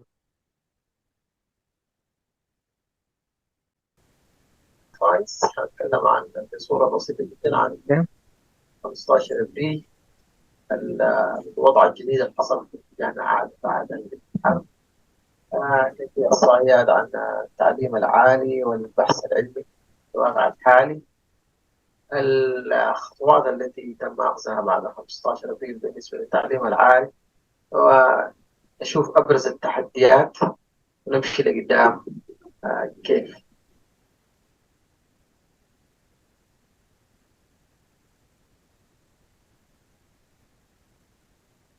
15 ابريل شهر رمضان، الناس أصبحوا على واقع جديد، كابوس طلع للبلاد، مصيبة فتنة نزل الله ربنا بشفاء. الناس فقدت أرواحها ممتلكاتها، حوالي 4 مليون نزحوا من منازلهم. كان في فقدان كبير في الوظائف، ضياع كبير جدا للزمن، توقف كبير في عجلة الإنتاج، خسارات رهيبة في البنى التحتية، وفي فقدان للأمل يكون عندنا دولة السودان.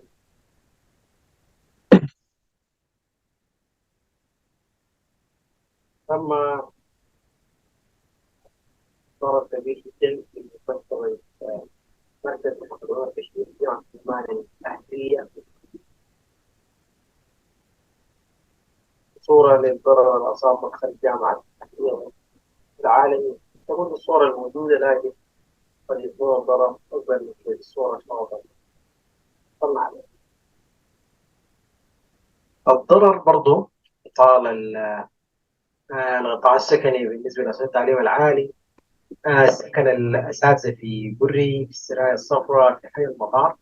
الناس دي عاشوا فترات صعبة جدا في الساعات الأولى في الحرب، يكاد يكونوا كلهم نزل فقط في شارع 61 في جبرة، في مجمع شمبات، بالإضافة لكل داخليات الطلاب في الضرر. عشان نفهم الوضع التعليم العالي والجامعات، نشوف الجامعات اللي عندنا دي التوزيع الجغرافي بتاعها. مواضع كده عندنا في طيب الحاجة دي، ويعني نيجي نستصحب الحلول، بنلقى إنه حتى لما نيجي نعمل أناليز بنلقى إنه المحلات الآمنة عندنا في الشمال، في الولايات الشمالية، في الدفاع والدبار، سنة. اتفقنا على التليفون في 2021 2020 ممكن نقدر عدد الطلاب في وسائل التعليم العالي حوالي 675,000 طالب، إنه 62.3 طالبات و37.7 طلاب. بالنسبة للطلاب دول بنجد إنهم حوالي 56% من هؤلاء الطلاب يعيشون في ولايات غير آمنة، أو وتم قبول من ولايات غير آمنة. بالنسبة لدراسته بنلقى إن الطلاب ديل حوالي 67.3 طالب ديل بيدرسوا في ولايات غير آمنة، اللي هي خرطوم، دارفور، كردفان. حوالي 450,000 طالب ديل حاليا في ولايات غير آمنة، ودي عدد الطلاب اللي احنا حتى يعني نكون دايرين نشوف حل. المفروض نفهم إنه الناس ديل حنسكنهم كيف، ناخذ معنا كل الحاجات دي يعني في البال. برضه المفروض ناخد معانا في بالنا، نشوف إنه العدد بتاع البرامج المتاحة في التعليم العالي، فبنجد إن نسبة البرامج عندنا حوالي 49.4 من بكالوريوس الجامعات الحكومية في المنافسة العامة. المنافسة الولاية زي 14.1. والتعليم كليات التعليم الأهلي كان يدعم 17.4. بالنسبة للدبلوم 15.6 في التعليم الحكومي. البرامج اللي بيقدمها التعليم العالي كان يدعم 330 برنامج في العلوم الإنسانية، 240 برنامج في علم الاقتصاد والاجتماع، و274 برنامج في التربية، 116 برنامج في العلوم الأساسية، و286 برنامج في كليات الهندسة والعلوم الصحية بنقدر فيه 52 برنامج. ممكن نجمل الضرر اللي أصاب البحث، عملية البحث العلمي على قلتها سبب الحرب الآلي. بنلقى إنه في ناس شغالين في عينات، العينات دي بالضرورة بتكون تلفت. الناس لابد ترجع تعيد الشغل تاني. في ناس شغالين كليات النبات ولا كليات الزراعة، فدي كلها حاجات مرتبطة بأزمان معينة بمتابعة معينة. فالحاجات دي بتكون شنو؟ اتضررت أو فقدت الخاصية بتاعت الكنترول اللي هي حاجة أساسية في الشغل بتاع التجارب. كذلك بعض الحيوانات بتاعت التجارب، سواء الناس الطب البيطري، سواء الناس بيشتغلوا على التجارب وغيرها، فبرضه الحاجات دي بتكون اتضررت بالأسف. والناس قد تكون سمعت بالفقد الكبير اللي حصل في السلالات المحسنة في السودان أو في المكتبات الطبيعي في الخرطوم. برضو أنواع التجارب المختلفة اللي بتجري في العلوم الأخرى، كلها الحاجات دي مرتبطة بزمن وعندها كنترول، ولازم تكون عندها قابلية للريبليكيشنز، وعشان تبقى إنها تقدر تكون حاجة تجارب موثوقة. الحاجات دي كلها اتفقدت في الأركان بتاعت التجارب بتاعتنا. كذلك الأعمال البحثية الجارية بالضرورة هي كلها توقفت بأسباب، لأنه الناس سواء إنه الريسيرشرز حاليا موجودين في مود مختلف تماما، غير مستقرين، غير قادرين على العمل، أو إنهم بعيدين من شنو، من المعامل بتاعتهم عشان يقدروا يشتغلوا الشغل ده. لاختلاف الدراسة يعني الناس مفترض تشوف أبرز التحديات، فحاولنا نقسمها لأربع محاور. الجزء الأول الطلاب، وركزت عليه في الموضوع بتاع الفاينانشال ستيتس، هو يعني الحالة الاقتصادية اللي هي رغم إنها على الشعب كله، لكن بنلقى دي قد تكون الفئة الأضعف في الحلقة التعليمية. بالإضافة برضه للإسكان بتاعهم والداخليات، في حالة إنه فكرنا في موضوع الاستيلاء، الحاجات دي بتكون كلها دائرة إعادة. بالنسبة للإسقاط، برضه توقف المرتبات هو جزء كبير جدا من المشكلة. الناس حاليا خشت في الشهر الخامس من غير مرتبات، دي حاجة قد تكون صعبة شديد. الحاجة دي قد تقود إلى إنه الناس تبحث عن وظائف جديدة، قد تفكر في اختلاف حاجات كثير. فالحاجة دي واحدة من التحديات، إنه تحاول تستبدل الإسقاط، ودي ما عندها حل في الحاجة البسيطة إلا إنه يعني إنه الناس تبدأ تدي الناس دي مرتبات في مواعيد. بالنسبة للانفايرمنت اللي هو بيتكلم عن الجامعات والقاعات، فيها دي بتكون دايرة على التحليل. برضو الدولة مفترض تحاول يعني تأهل، يعني فرصة إنه للكليات اللي قادرة تشتغل بدل ما توقف زي ما شفنا في القرار الوزاري بتاع بإرجاع فتح الجامعات. أكبر تحدي اللي هو الموضوع بتاع الديجيتال انفراستراكشر، واللي هي دي حاجة صعبة جدا. وكل الخوادم بتاع 120 مؤسسة دي موصلين موجودة في الخرطوم، كل الإيميلز، كل السيرفرز، كل الحاجات دي كلها بقت داون. فبقت مشكلة كبيرة جدا. يعني حاجة تنطبق على مؤسسات الدولة، على البنوك. فللاسف الموضوع بالتعاون مع الديجيتال انفراستراكشر، الناس من هنا لقدام المفروض يتعاملوا معاه بطريقه مختلفه. هذا الحاجات دي تاثر عليها الريكورد بتاع الطلاب، استخراج الشهادات، استخراج الافادات. فالموضوع بتاع الامن السيبراني ده بيوري انه الليله مشكله الخرطوم ده حصلت. كل البيض اللي كنا خاطفينه في سله واحده موجود في الخرطوم، ما كان في اي باك اب لحاجات خارج الخرطوم.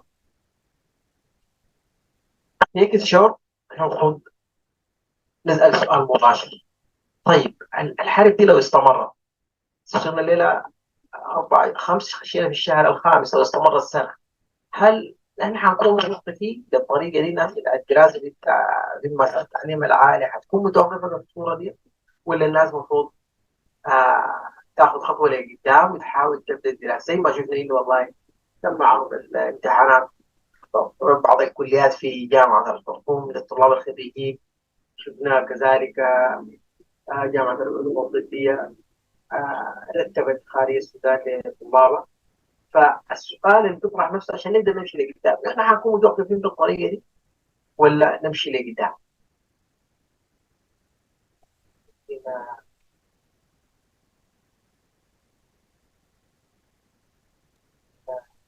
شكرا جزيلا على المتابعة والاستماع. مزيد من التفصيل في الوي فورورد ممكن نرفع عليه الضوء للدكتور. شكرا أسابة على إتاحة هذه الفرصة، ونزال الله ربنا إن شاء الله يكشف الأمور ويحل السلام في الغريب العالم. شكرا جزيلا. بسم الله الرحمن الرحيم، وأصلي وأسلم على أشرف خلق الله أجمعين سيدنا محمد وعلى آله وصحبه وسلم وبعد. Can you hear it? السلام عليكم. بداية شكر جزيل لجمعية أساتذة الجامعات السودانيين الأمريكان بأمريكا أسابا لدعوتها لنا للمشاركة في مؤتمر السنوي للعام 2023 بتقديم هذه الورقة عن التعليم العالي في السودان، واللي بنحاول من خلال إن شاء الله نشوف توجهات التعليم العالي وآفاق التغيير اللي ممكن تتم فيه بسبب الحرب التي انطلقت في 15 أبريل، والتي نسأل الله أن يعجل بالسلام وأن يعم السلام كافة ربوع السودان الحديد بإذن الله تعالى. كبداية أو مدخل للورقة دي إن شاء الله، خلونا نشوف أكبر تغيير حصل في التعليم العالي في الفترة الأخيرة، باعتبار أن الحرب دخلت واقع جديد هو في حد ذاته تغيير.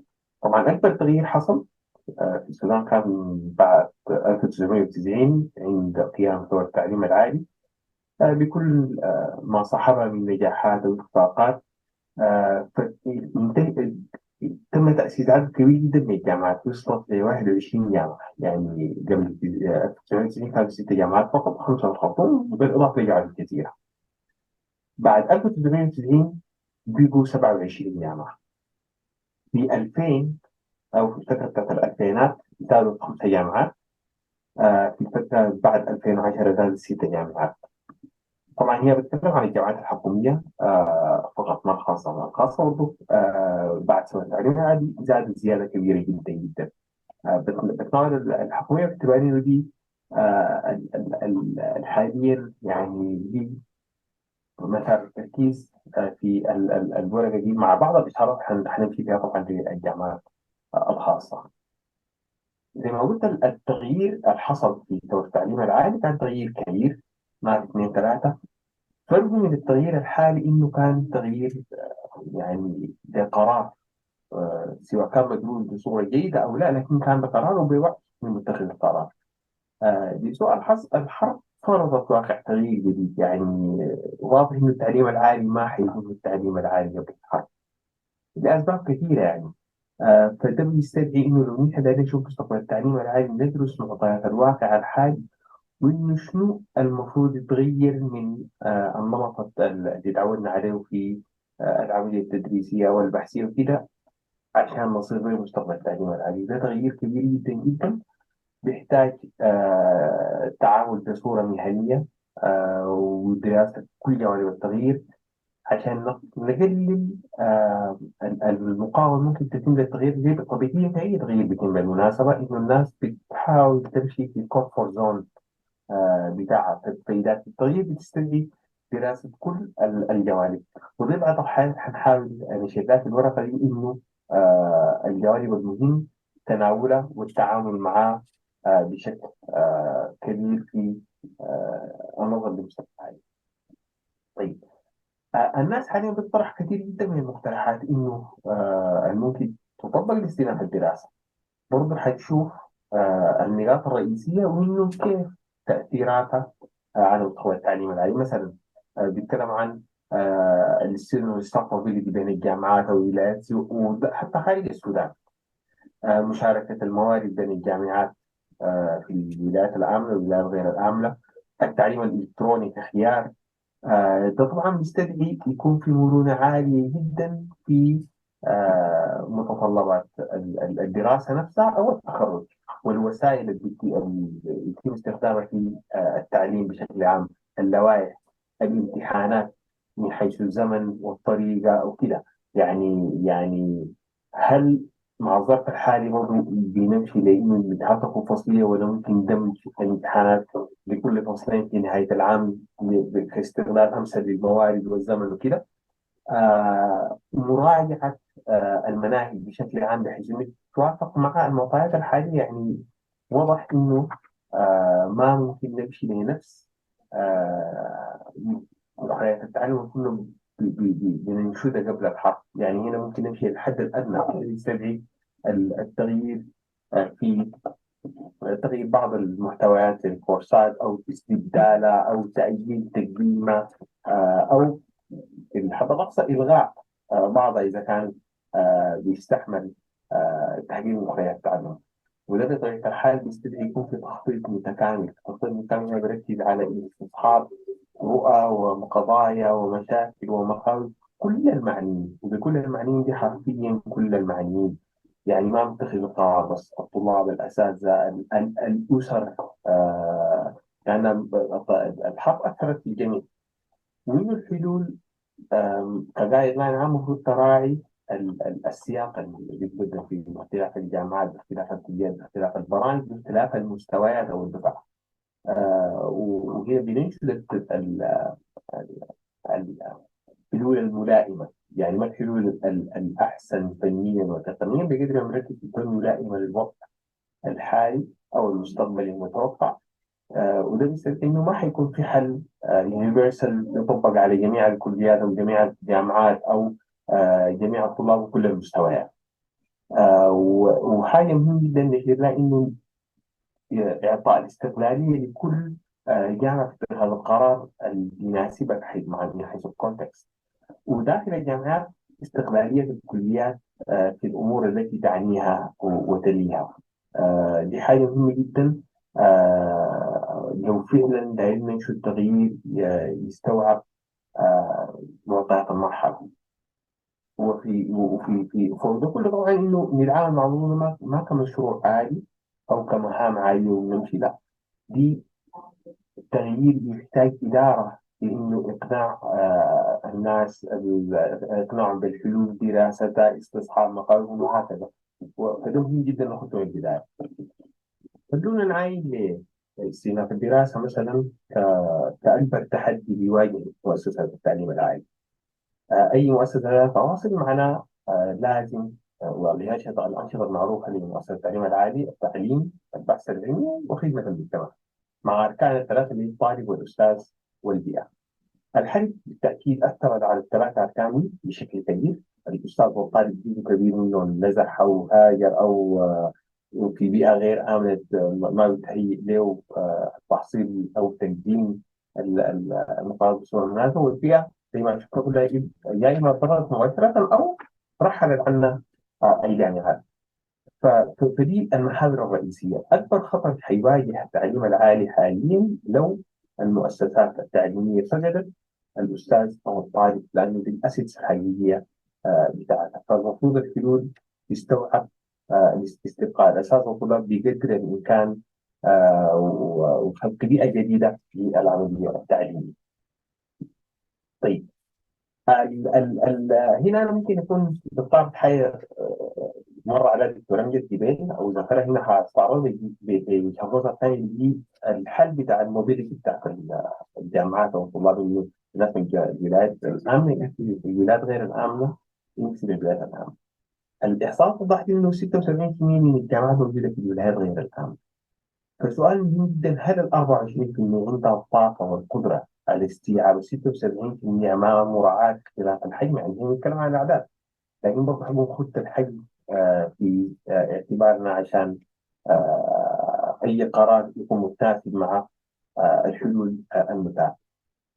طيب دي برضه هي عشان نمشي الخصوصيات بعدها ممكن كل ولاية يكون مشاكلها أو قدراتها تختلف، فالجدول ده برضه بيوضح عدد الجامعات الحكومية الخاصة في كل ولاية. واضح المشكلة اللي بتواجه ولاية الخرطوم اللي بتستضيف 98 مؤسسة تعليمية حكومية وخاصة بما يعادل 62% من مؤسسات التعليم العالي في السودان. الجدول ده ترجمة تفصيلية للإحصاءات السابقة اللي هي بعدها بتدي المجالات بتاعت الدراسة من كليات بس عشان تساعد في اتخاذ القرار لما الجامعة تكون داير تقريبا تحول أو تواصل نشاطها من ولاية ثانية ومع جامعة ثانية، تتأكد على الأقل إنه بتستوعب مجالات الدراسة المستهدفة. مقسمة حسب الكليات في الولايات غير الآمنة والكليات في الولايات الآمنة. من جملة 387 مجال أو كلية، الكليات في الولايات غير الآمنة 288 بما يزيد عن 60%. فدي برضه حقيقة ثانية يجب وضعها في الحسبان أو في الاعتبار عند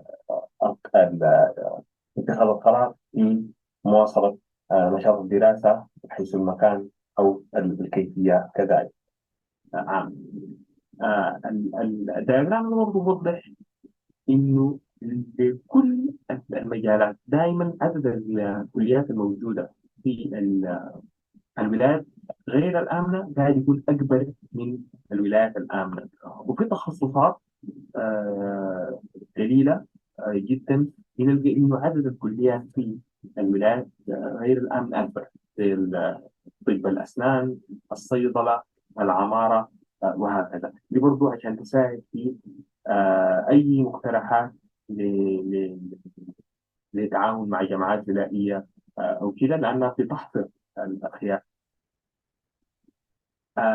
ده مثال زي ما قلت قبل للمصفوفة ممكن يتم بها اتخاذ القرار. هنا رصدنا الجامعات والبرامج اللي بتقدمها، يعني في الصفوف الجامعات وفي الأعمدة الكليات الموجودة في كل جامعة. فإذا فرضنا مثلا الجامعة نمرة 3 جامعة السودان داير تشوف مدى إمكانية استيعاب جامعة ولا للكليات، ففي الحالة دي بيتم النظر للبرامج الرئيسية. شنو البرامج المتوفرة؟ إذا برامج الدراسات الاقتصادية متوفرة، نعم تكون متوفرة. العلوم الرياضية نعم متوفرة، وهكذا، عشان كل جامعة تقدر تحدد الخيار الأمثل، طبعا مع وضع الأمان في الحسبان. واضح إنه في كليات ما فيها مشكلة كبيرة في إنها تكفي الجامعات في الولايات الآمنة، زي الدراسات الاقتصادية والعلوم الإدارية، الحاسوب، التربية. في جامعات أقل نوعا ما زي علوم المختبرات والأشعة، وفي جامعات ما متوفرة في كل الأماكن زي طب الأسنان والصيدلة والعمارة. العمارة مثلا لو أخذناها كمثال 9 كليات، واحدة بس موجودة في الولايات الأمن اللي موجودة في شنقيط. 8 كليات في جامعات الحكومية موجودة في الخرطوم. مهم جدا إنه يتعامل مع أي قرار أو ترتيب لاستئناف الدراسة باعتبار المتغير. وحقيقة كل مؤسسات التعليم العالي شأنها شأن كل مؤسسات الدولة السودانية وشأن السود. طيب أمسك مقترح بسيط جدا ممكن يكون زي موديل يعمم، لكن طبعا بالتأكيد زي ما ذكرت مع مراعاة خصوصية كل جامعة، كل كلية، كل برنامج، كل دفعة، كل مقرر. فإذا مسكنا الجامعة ألف مثلا وفيها كليات، هنا أنا مثلا حطيت مقترح 5، قد يكون في إمكانية لأنه تنقلات بين الأساتذة والطلاب في داخل الكليات، يعني أستاذ في كلية ألف يدرس مقرر في كلية واحدة، يدرس مقرر في كلية 3، لأنه النشاطات الكلية التلميذية اللي هو موجود فيها مثلا. أو طالب في كلية واحد ممكن يدرس مقرر في كلية 3، ودي بتظهر بالذات في الكليات اللي فيها مقررات متشابهة، يعني كليات الطبية والصحية مثلا، كليات الزراعة، الطب البيطري، الإنتاج الحاني، أحيانا والعلوم مقرر يمكن تدريسه في كم كلية، لكن في كل كلية بتركيز مختلف. فدي ممكن تكون وسيلة الاوبتمايزيشن بتاع استخدام الموارد البشريه والبنى التحتيه نفسها. وتكرار الموديل ده في بقيه الجامعات. طبعا هي بس هتبقى اربعه عشان التسهيل. طيب داخل الجامعه ممكن تكون الامور واضحه. يبقى التعاون بعد ذلك بين الجامعات اللي هي دي الدول اللي ممكن تلعب وزاره التعليم العالي، اللي هو التنسيق، تلعب دور المنسق بين تكون هي البول التحديد الطالب من الجامعة ألف ممكن يمشي الجامعة باء، لكن ما مباشرة من الجامعة، لأنه العملية كل ما كان سنتر كل ما بقى التنسيق أسهل. فده الدور اللي ممكن تلعبه وزارة التعليم العالي. زي ما كان بيتم القبول من واحد السنة الأولى، حيكون ده بمثابة هب أو مكتب بتاع تنسيق لكل المستويات والسنين المختلفة. وكذلك الحال بالنسبة للأساتذة، الأستاذ في الجامعة ألف يمكن أن يدرس في جامعة باء، وطبعا ده بينطبق على الجامعات الحكومية، باعتبار إنه الدولة هي اللي بتصرف المرتب أو استحقاقه المالي. طبعا ده بافتراض انه برضه يتم حل مشكله المرتبط، باعتبار ان دي واحده من المعضلات الاساسيه اللي لابد ان يتم تناولها بشكل واضح وهذا حل جذري. التكرار ده ممكن بعد ذلك برضه يتم مع البرايفت سيكتور او الجامعات الخاصه بنفس الكثير مباشره او عبر التعليم العالي، لانه برضه بتيجي خيارات التوأمة أو البارتنرشيب مع جامعات خارج السودان. لكن الرول بتاع الجامعة وزارة التعليم العالي ممكن يكون رول تنسيقي وتوفر المعلومات للجامعات، لأنه ما كل الجامعات تمشي تقعد تفتش لوحدها عن وين الجامعة اللي الجامعة حيكون مجهود كبير جدا وضياع للزمن والموارد والمجهود. ده برضه ممكن نستعرض بشكل سريع بعض النقاط اللي بتأثر على التغيير في مجال الأكاديمية. استصحاب مشاكل ورؤى ومخاوف كل المعنيين بالعملية التعليمية، طلاب، أساتذة، متخذي قرارات، عشان تطلع قرارات بتستوعب ما يليهم. وضرورة مراعاة اختلاف الكونتكست من كلية لكلية، زي ما قلنا من برنامج لبرنامج، ومن جامعة لجامعة، ومن مكان لمكان. ويعطى كل مؤسسة أو جسم داخل المؤسسة صلاحيته كاملة في اتخاذ القرار بدون اختلاط، خصوصا بالنسبة للكليات ورؤساء الأقسام في ما يلي أو مجالس الأقسام في ما يلي العملية التعليمية بشكل عام، عشان تبقى الحياة كلها يعني تيرد الكونتكست المحدد. وبعد ذلك يكون التعامل مع التغيير نفسه باعتبار انه اتس ليرنينج بروسيس، يعني احنا حيتعلم منه، لان ده اول مره تخضع مؤسسه التعليم العالي لواقع اللي بتمر به حاليا. خلينا نركز شويه في اهميه اتخاذ القرار، لانه دي واحده من المشاكل الكبيره اللي بتواجه قطاع التعليم العالي في السودان من قبل الحرب حتى. القرارات اللي بتجي من فوق، من الوزاره او حتى من الاجسام ذات الدوله، ما لم تستصحب معلومات بتجي من قاعدة الهرم في الأقسام والكليات والجامعات، مهما كانت حتكون قرارات فيها يعني جوانب ناقصة، ودي بتظهر بصورة سلبية. ودي ظهرت حاليا حقيقة في التخبط في قرارات وزارة التعليم العالي بإيقاف بعد ذلك استثناء جامعات، منع الاستثناء، فتح الاستثناء مرة أخرى، لأنه ببساطة ما تكون جات المعلومات من قاعدة الهرم، وبحيث إنه القرار يستصحب كل المجموعة. ودي بتضع ضغط طبعا برضه حتى داخل الجامعة إذا قالت من الإدارة العليا بدون استصحاب رؤى الطلاب والأساتذة، تضع ضغط على الإدارة وصولا للعملاء ورؤساء الأقسام، تكون كل الضغط عليهم. فحبوا في التغيير أو إدارته يعتمد على المعلومات الجاية من القاعدة عشان تساعد في قرارات سليمة تجي من أعلى الهرم الشرعي. مع التغيير ده برضه بانه نركز في الكفاءة في تنفيذ القرار بقدر او الحل بقدر ما فعالية الحل نفسه.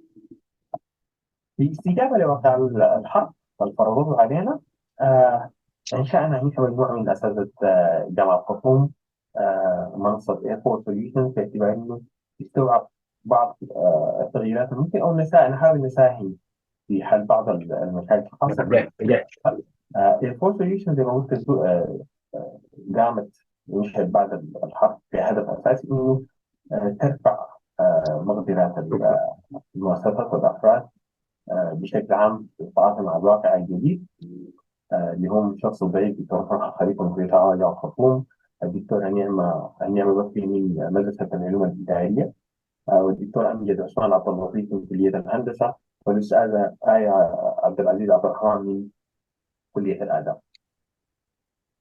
فواحد كأول بروجكت نحاول نعرضه نحاول في مشاكل عامة في القطاع اللي هم مشروع تعزيز قدرات مؤسسات التعليم العالي والعام في التعليم.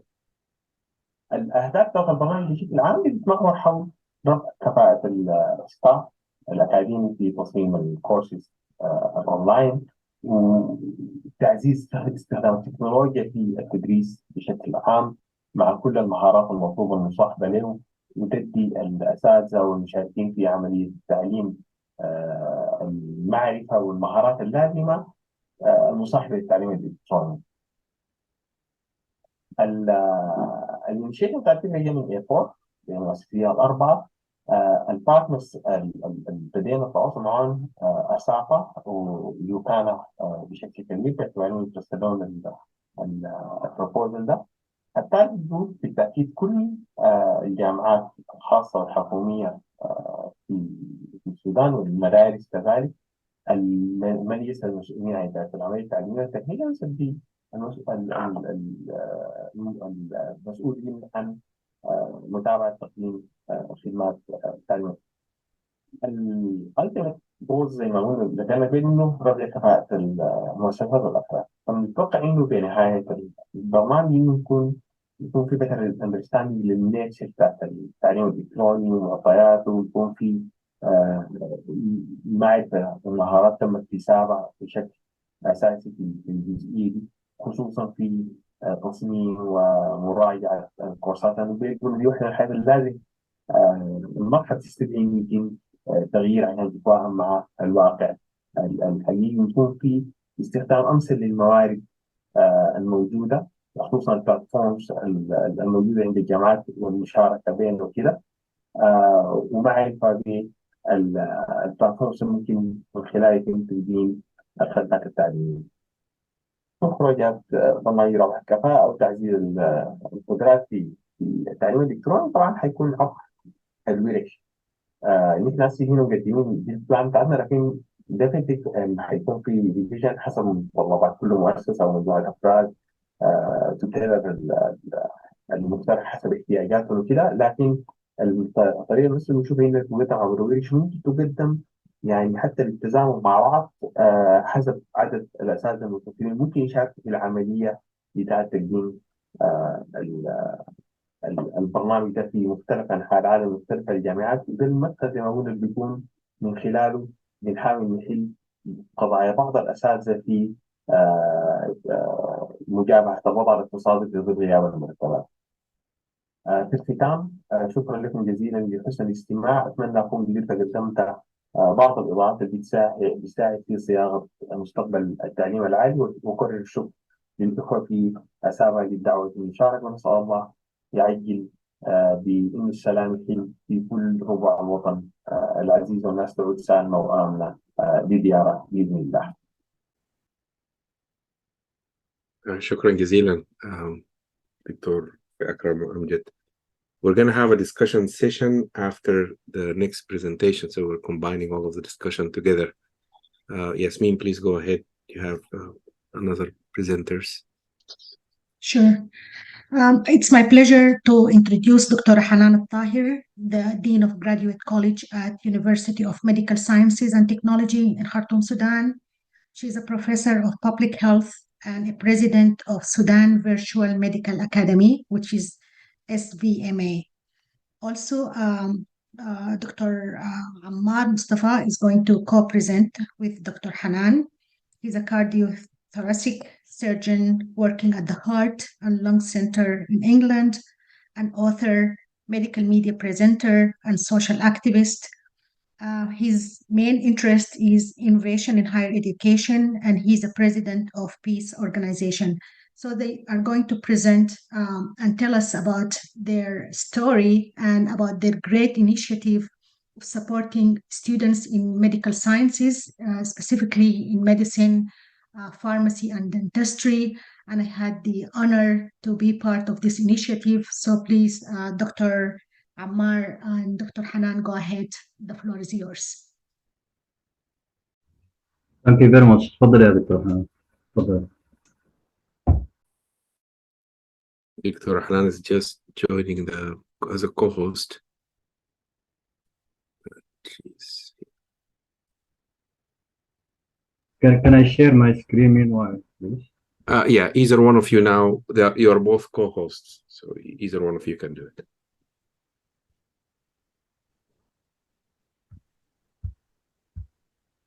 Can you see my screen? Yes, thank you.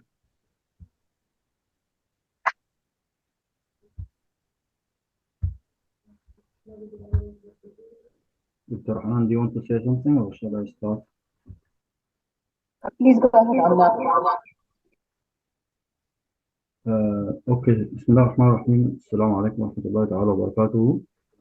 بكل مقاماتكم السامية، شكرا جزيلا على الانفيتيشن.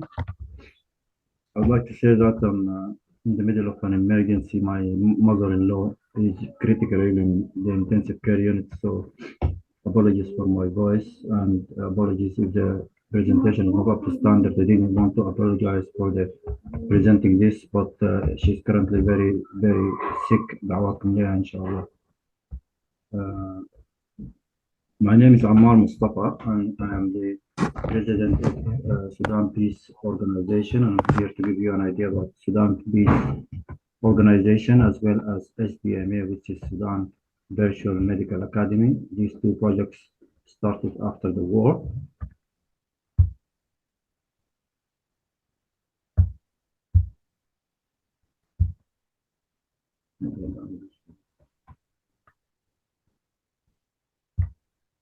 Can you see my slide clearly?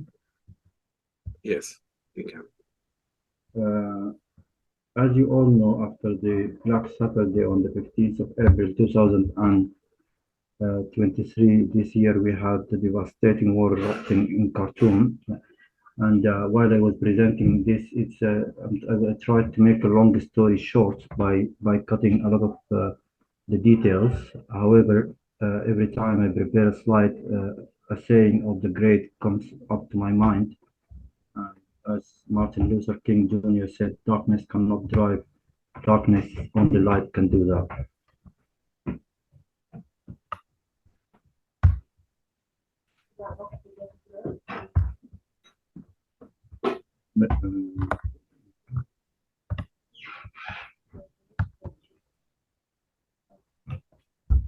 Sudan Virtual Medical Academy falls under a wider umbrella, which is Sudan Peace Organization. And peace, in addition to the symbolic meaning of peace, is an acronym. It's not just the peace, it's an acronym for Program of Education Advancement Post-Conflict Eruption، برنامج النهوض للتعليم عقب اندلاع الصراع أو الحرب في السودان.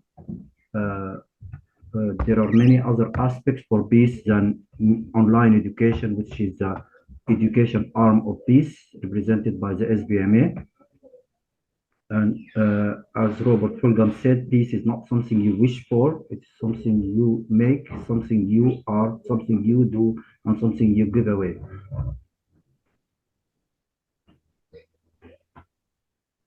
About 15 days following the war, there were only a handful of people. I remember we were about 6 people, including myself. All of the 5 were ladies, mainly doctors. We were talking about what we can do because after 15 days following the war, the picture was obvious that the war is going to take a long time and the destruction is beyond imagination. So we decided to start a new initiative called SMS Initiative. SMS stands for Sudanese Medical Students. And it was initiated by a handful of people. As I said, it was mainly UK based, in UK and Ireland, and we started it as a non-for-profit organization. We are applying for registration in the Charity Commission in England. Is it okay to speak in English, or do you want a mix or Arabic? Or? English is better. If you have to use Arabic too, that's fine. So we can use some Arabic words, yeah. Yeah. So it's mainly based. It has started in England, but the global nature has become very evident very quickly.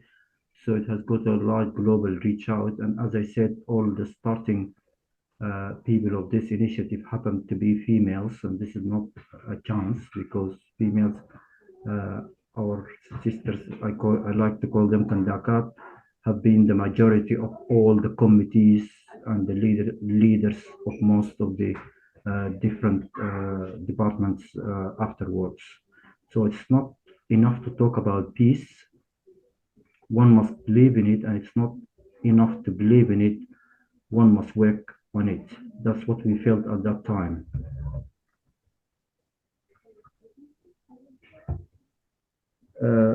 During our second meeting, it was obvious for us that we have only one of two options, no other alternatives, either to cry our beloved country or to strive to survive and try to switch the crisis into an opportunity by creating a huge organization by which we can amalgamate all the efforts together in order to start online education and help the medical.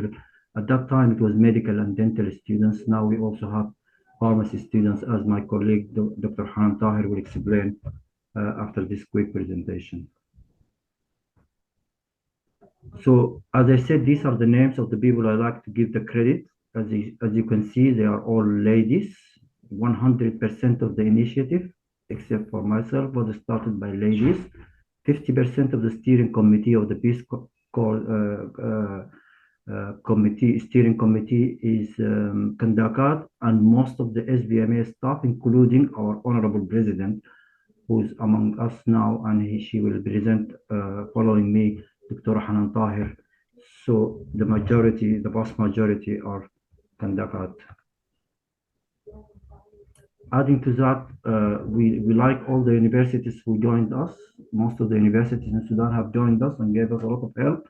But Al-Ahfad was exemplary from day one in the way they help us, staff-wise, students-wise, and all the support we get from them. So we'd like always to applaud Al-Ahfad for being very supportive to us.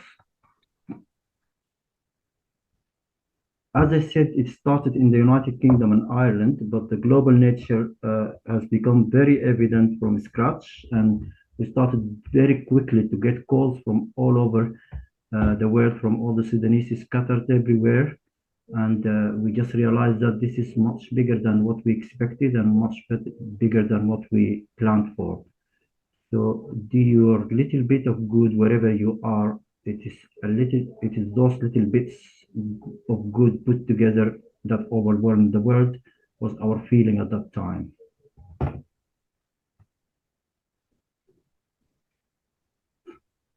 In a very short span of time, the registration to SBMA and Peace of students, our initial planning was for 500 students. We have now exceeded 10,000 students. These numbers were taken a few days ago. Actually, this is the old form. We have nearly 2,000 students in the new form. So if you add that to the 9,600, so we are nearly 12,000 students at the moment. And they are, as you can see, can you see my cursor? You can see the hand on the presentation. Yes. Yes. Yes. More than 50%, 54% of our population are in Sudan, and the next two countries are Egypt and Saudi Arabia. And as you can see here, sorry Hanan for jumping into the SBMA part, but you're going to give us more details about SBMA when I finish. And as you can see here, we have got medicine, pharmacy, and dentistry. And down the pipeline, we've got all the allied health sciences coming up, including veterinary medicine, public health. Actually, the nursing program is almost ready to start. Students from all levels, from year 1 to year 6, with very nice distribution.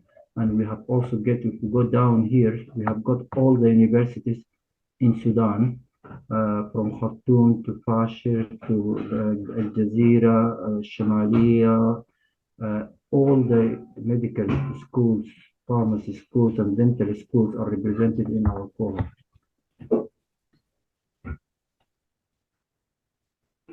In order to reach that stage, as Lyndon Johnson said, peace is a journey of 1,000 miles and it must be taken one step at a time. We decided to take it one step at a time, and the brainstorming was tremendous. And the presentation is very short to give you an idea, so I have done this slide just to give you a glimpse of what we have done during the 125 days from the 2nd of May up to today. It's 125 days. We have intellectual elites working for peace and SVMA from more than 17 countries. I am aware about 638 meetings. For me, this is the number 315 meeting I personally attended, with an average of 2.5 meetings per day, but some days I had up to 7 meetings. And a lot of the meetings were synchronous in the sense that I was attending more than a meeting at the same time using different devices. A lot of non-social hours because of the global nature of the organization and the academy. So we have a lot of meetings where we have people from Canada, United States, Far East, with Far West, with 12 hours difference. So a lot of people will be spending the whole night. Uncountable number of phone calls. This is my own statistics. So I'm sure a lot of people in the academy and organization have done much more than myself. Unfortunately, I don't have the data for other people, but I'm just giving you my own data as an example. So when we realized that this is much bigger than what we thought, we started to organize ourselves, and it was obvious for us at that time we can divide the work into 6 main target components. The first step was the most important. Just following the eruption of the war, we had a lot of psychological problems among the students, so we made a very quick counseling committee, including senior consultant psychiatrists from the United Kingdom, Europe, the Middle East, America, under the patronage of Dr. Muna Saad from UK, England. And we had a hotline for all the students who were panicking with some psychological disturbance and psychological disorders up to post-traumatic disorders. And this period was very hard, but it finished very quickly, because once we started forming the social media groups, the students joined very quickly, and the mood has changed 180 degrees from depression to the mood of motivation. We started also to follow the situation in Sudan, and we started communication with all universities and medical schools and pharmacy schools and dental schools in Sudan. I have personally spoken to most, if not all, of the deans of the medical schools in Sudan. We have also started our overseas office with a lot of coordinations. Sudan Peace is working now all over the world, as you can see later in my presentation in a few slides. We are working in Egypt, in the Middle East, in Europe, and in North America as well. Our data collection set includes, you can't see that number, but as I said earlier, we have more than 10,000 students.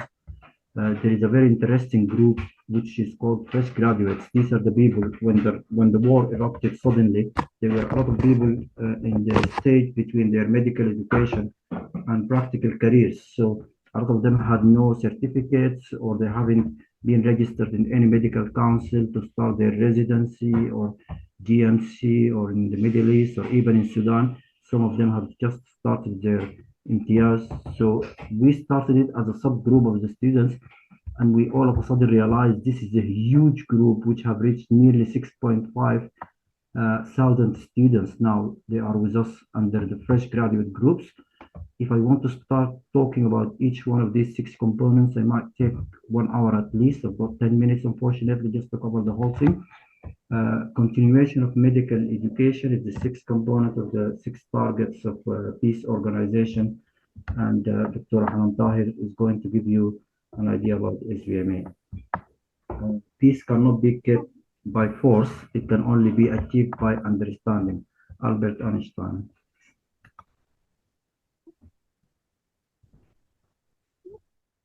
Before we started SVMA, we have been approached with a similar online platform in the UK called Medical School of the UK. We are the reasons for changing this. It was called the Ukrainian Medical School because it was formed during the COVID-19 pandemic for the Ukrainian, after the war in Ukraine for the Ukrainian students, and then they're taking about we've given them about 4,000 from our students who are learning with them now, but they started with them only clinical sciences. When we came to the basic sciences, it was obvious that what we are aiming for is far beyond their capabilities. So that's the reason why we started Sudan Virtual Medical Academy. The difference is huge now between Sudan Virtual Medical Academy and the Crisis Rescue Foundation. Dr. Hanan will tell you about the success of the SVMA, which is running its pilot run as we're talking now for the second week.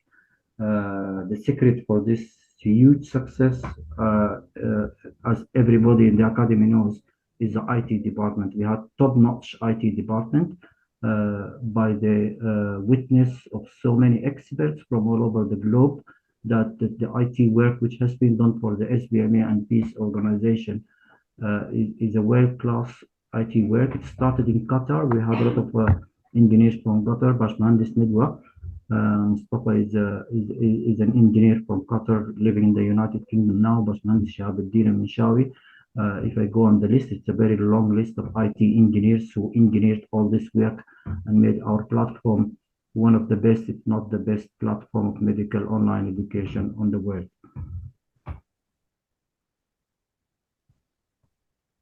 If we go back to peace, as I said, we have so many arms. Education is one arm of peace, but we have a lot of foreign affairs, a lot of work going on in the Middle East, as we are talking in Egypt, in Saudi, and then in our depths, our potential depths. Dr. Hanan Tahir has taken us in Africa. I love to call it Mother Africa. We have a lot of future projects to do in Africa. I'm sorry, Dr. Hanan, I borrowed this from you. This was the guest lecture because Dr. Hanan has got a lot of experience in Africa, and I think she will tell us about it more. I think it was in Somalia. She does a lot of work in Africa, and we're promising a lot of work because it's very virgin and there is a lot of potential in our depths. We always ignore Africa. However, I think peace will do a lot of work in Africa. Talking about Africa, I remember Nelson Mandela. Sorry for the spelling mistake. I have done this presentation very quickly. It's easy to break down and destroy. The heroes are those who build and make peace. Moving from Africa to America, where you are now, we thank you very much for inviting us for this presentation. However, I should also thank Yukana, Sama, and in name, there are so many names from America. We got tremendous cooperation from the United States of America. I would like to mention Professor Abdel Fattah Noor has been very helpful to us. Dr. Huda Dessougi has done so many projects with peace and SBMA. Professor Yasmin Abu Sumra is hosting us now to give this presentation from ASAPA. We thank you very much, guys, for all the help and support you give to us. And here I'd like to quote Ronald Reagan's saying, peace is not the absence of conflict. We do have an absence of conflict in Sudan. It's a reality. It's the ability to how we can handle that conflict by peaceful means. This is what we are doing, sir.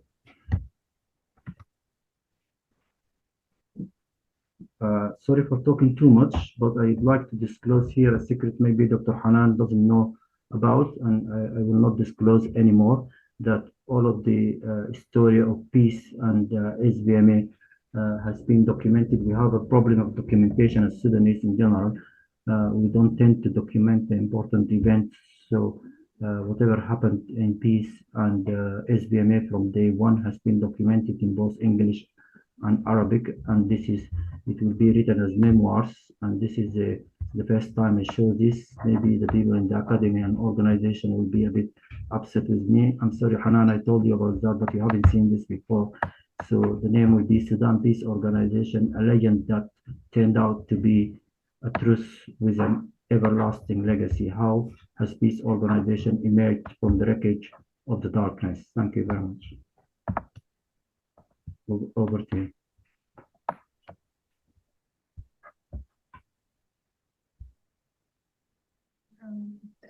Thank you, Dr. Ammar. Dr. Hanan, can you unmute yourself and jump in, please? Thank you very much, Yasmin, and thank you, Ammar. Thank you, ASAPA, for inviting us to give a brief account on, peace and SVMA. Ammar has said it all, how it started. Unlike our presentation title goes, beyond the destruction of Khartoum and out of the wreckage of Sudan, the birth of peace and SVMA came. I'd like to thank the presenters before us because they made it easy for me to say, because the last note they said is, either to take an action and look the way for a way forward. And in SVMA, we thought with all the destruction that has happened to the all higher education institutions in Khartoum and even beyond Khartoum, because some states like, in Darfur and some Kordofan states also, the destruction has reached them. Then SVMA, Sudan Virtual Medical Academy, is the sixth arm of peace. And the mandate of it is a continuation of medical education for all these students who have been affected by the war. The statistics showed it all, because Ammar showed when it started like, with the objective of having around 500 students who can be helped, because it started with a parent's effort. And nothing is better than a basic instinct. And the better instinct is a parent instinct. So some parents came together and they thought like, how can we make our kids like, continue with their education until it is sorted in Khartoum? We all thought it is going to be a short-lived war, but unfortunately, from what we can see now, it is an ongoing one, and only God knows when it is going to stop. So with that note in hand, a registration was opened for the Sudan Virtual Medical Academy, as I said, with the aim of continuation of medical education for the medicine, dentistry, and pharmacy. It started with the medicine, registration went very well, and it is not only from the student side.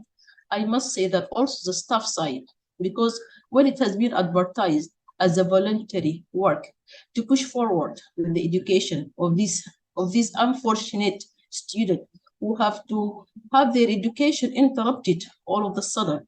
I work in an institution in the Sudan. On the 15th of April, I was at my office preparing for the exam. But, exam was 9 a.m. 8 a.m. By 9 a.m., we heard the bang. By 9:15, we can hear gunshots. So you can imagine the pain, the horror, and the tragedy that everybody has felt. Yeah, I mean, it was bad. War is always bad. But, to sit and just think about it as like, the end of our lives, we decided not. We decided to try and do something, and we try it. I say we try it as a group, like Ammar said it, to see what can we do really to go beyond this, because I don't think anyone in the audience can tell us when it is going to stop or if it is going to stop in the near future. So SVMA started with, first of all, the registration was not that much, but you have seen the statistics. Currently, we have more than 10,000, because like Ammar said, this statistics was a couple of days ago, and the form is still open for students to register. Staff came from all over the world, Sudanese scholars in all medical fields, basic sciences, even, IT. So people came to help, because when the word Sudan came and, the call went out that we wanted to do something to help in this, ambiguous situation, the response was amazing. Even we thank Yasmin, Huda, some Professor Abdel Fattah. Some of you here are aware of the effort that has been ongoing in the academy. So with this number of students, I'm not going to say we did not feel overwhelmed, but we thought, I mean, if there is hope that we can give the slightest hope to all the students and the parents alike who wanted to see something happening out of this, like, you know, hugely destructive, unfortunately destroyed country. So we thought, yeah, let us leave the forms open, but we have to channel all this effort into something that is going to be worthwhile. So with the medicine program, of course, taking the lead, came pharmacy, then the dentistry followed. And while we were working, one day there is just an informal chat, and somebody jumped in and said, how about nursing?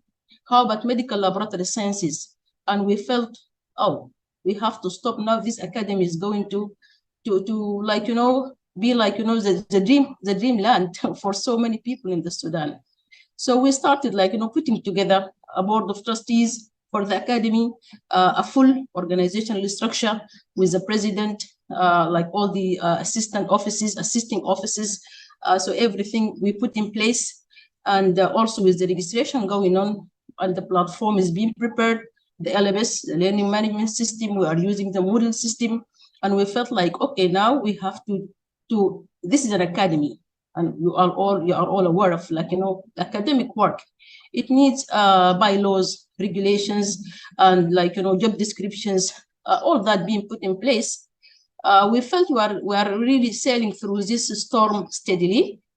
Then with the registration, with the students, with the staff registered in all departments, all the medical departments, the basic sciences, the pharmacies, the dentistry, we decided to do a trial run, because it's always good to pilot whatever you are going to do, especially if it is as big as this project. And on the 19th of this month, we did a pilot run for a medical student, for the medical faculty, and for the dentistry as well, along with it. And with, I think, I cannot remember the number specifically for the student who joined, but we piloted the platform. And before that, of course, we did training, because all the staff who joined were not, I cannot say all of them are like, you know, competent enough in the Moodle system, in online teaching, in handling, like, you know, video recording for lecturing. So we thought it is better if we train, and we did. We did more than 5 workshop training for the staff. We felt comfortable that they can handle this. Then we did some like, you know, piloting for the students, also how to access the platform, how to log in into the system. They were all registered properly, given passwords and usernames. Then we felt, I think we are ready for a pilot. And we started the pilot on the 19th of this month. It went very well. Even we took on board that the medical education system in Sudan is not following one path. It is not following one track. There is an innovative track, there is a traditional track, and there is a hybrid. So in order for us to be fair on these students, we even offered our pilot in the 2 tracks. And we made it very clear to the student, follow the track that your university is following. Because if all went well, and we can communicate with the Ministry of Higher Education in order for them to accredit the time that the student has spent with us, then we hit the jackpot. Otherwise, we will try and see a way by which we can really make, you know, their stay with us worthwhile. They are all happy and contented. At least, you know, they are not spending their time just thinking what is next, what is going to happen to us. And by doing so, now we are in the second half of week 2 of the pilot, and it is still going fine. Students are logging in fine, staff is logging in fine, uploading their sessions and everything, despite the internet problem we know in the Sudan. And most of our students and staff, like Ammar showed, they reside outside Sudan. Even most of us, the staff, we have fled the country for a safer place to be. So it is working despite all this destruction, despite, you know, the horror that we hear about, unfortunately, in our beloved country. But some of us decided, like, you know, not to take it lying down. Can we stand up? Yes, we did. Can we do something? Yes, we did. And we hope that by the end of our pilot run, end of this week, Thursday, we're going to be in a better place to decide, like, on the number of students we can accommodate in the academy. The staff is all working voluntarily, of course, for now, because it is a non-for-profit academy for now. And we feel comfortable. We feel we are doing at least something, towards the destruction that has happened in the country, especially in the educational center. And the presenters before us showed all the challenges, showed the inconsistency in the Ministry of Higher Education decisions, very inconsistent. One day, please go ahead. The second day, no, please don't. Then there is permission, then there is no permission. And all this is causing huge disruption in the students, even hopes, because whenever something happens, whenever they hear, like a decision from the ministry, they jump to the academy. Is this going to affect us? And of course, our answer is always ready. No, we will continue. We are not up to now registered under the Ministry of Higher Education. If need be, we will do so if they will allow us, but not necessarily for the moment. We are a non-for-profit virtual medical academy. If they can really accommodate this work, they will be helping the thousands of Sudanese students who are registered with us. If they didn't, like if it didn't happen, we will see how can we make it, like, accredited at the end of the day with whichever body that will acknowledge, the time is spent with SVMA. And so far we are trying also to work for, like, to open doors for, like, collaboration, to open doors for, like, agreements that inshallah, in the future, it is going to be something that the academy will make use of with anybody, with whichever body that is going to help in pushing forward this wheel of education. Of course, if you want to destroy a country, destroy its education. So the destruction that has happened so far in the education system, not only, the structural damage, because yes, structurally Sudan is damaged, but the physical. And I've seen some of the slides for Al-Ahliya University, even the university where I work, University of Medical Science and Technology, it has been looted, it has been destroyed.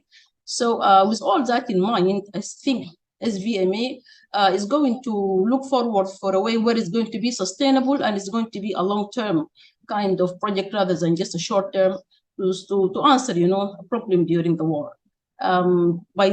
By saying that, I would like to thank you very much for giving us a chance to share what we have done so far with you. And I hope that all of us, we can work hand in hand just to, like, wipe the tears that has really, been shed all over the country for this war. We are all very sad and unconsolable during this time, but, like, yes, together we can do something. Thank you very much. Thank you, Hanan and Ammar, for sharing with us your great initiative. And I witnessed how diligently that you're working to bring it to life. So thank you so much. Muntasir? Yeah, thank you very much. I have some questions just before we move on. I know that we're falling behind in time, but this effort in particular is very important.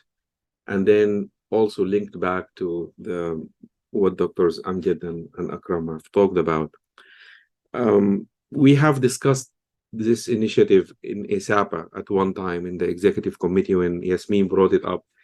And some of the questions that I've collected, and I've seen that you touched on many of them in your presentation, Hanan, but I would like to just ask these questions in a systematic manner. The first one, of course, is a question of accreditation, because if it is not accredited, then the worry would be that students would spend a lot of time, but at the end they're not achieving something that they can benefit from in completing their degrees. And I know that you're working on it, but that's a major point, I guess. And then the quality assurance that is going to come as part of the accreditation from any accreditation institute. You mentioned sustainability, and when you say that it's a non-for-profit and people are volunteering their time, then the sustainability become an issue, of course, because in the beginning, everyone would like to contribute as much as they can, but reality is going to hit at some point. So the question that I have is there a way to have synergy with what you all want to do and the existing efforts or the existing vehicles of education in universities that are already existing, and the MOOC, like Coursera and other MOOC systems? Is there a way, for example, for ASAPA members or ASAPA in general as an association to speak to universities, for example, and try to see if some of the courses that are needed are offered in the MOOC, so that when students are taking those courses, the MOOCs are assuring or making sure that there is a quality assurance, so that the certificates obtained are accredited, so that they can be transferred. Those credits could be transferred later to whether universities in Sudan, if the situation improves quickly, or other universities, if the students are transferring to those universities. Not to take away from the effort that you guys can do, because everyone in your organization can actually participate in those MOOCs teachings. Otherwise, accreditation become critical. It's and something that really need a lot of work to do right away before even students spend a lot of time. I just want to hear your thoughts about this, and maybe in it how you see us helping in this aspect, us being the ASAPA association and the members in ASAPA.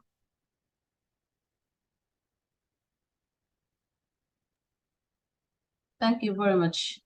All very critical and valid questions. Of course, the question of accreditation is top in our agenda. And because all the students who are registered in the academy, they are coming from Sudanese universities that are part of the Ministry of Higher Education in the Sudan. So, of course, without the ministry's accreditation, I don't think any of the students can benefit from the courses that they take with us. So our top priority is that to tap on that door. Actually, we did more than once. But unfortunately, the ministry is in a shattered state. As I said, one day they are there, one day they are not there. The minister is here, the minister. So we are not going to give up hope, because the first priority for us is for the MOHE to accredit this academy, and of course, therefore, to accredit the courses they take with us. But if we cannot do it, then of course we are going to think of other ways. MOOCs are for us are also we thought about it. The QC, the quality assurance and the quality control department, we have a quality control also, are working on how can we twin with bodies or with institutions that can help us at the end of the day to accredit this. So as I said, we are, Ammar put it, it's 125 days. So we are yet to be born in a stronger position for when we can say we can, cooperate here or agree here or agree there, because our main aim is to seek accreditation from the Ministry of Higher Education in Sudan, because this is the mother for all universities. This is the first one. I hope that I have answered your question as you expected it.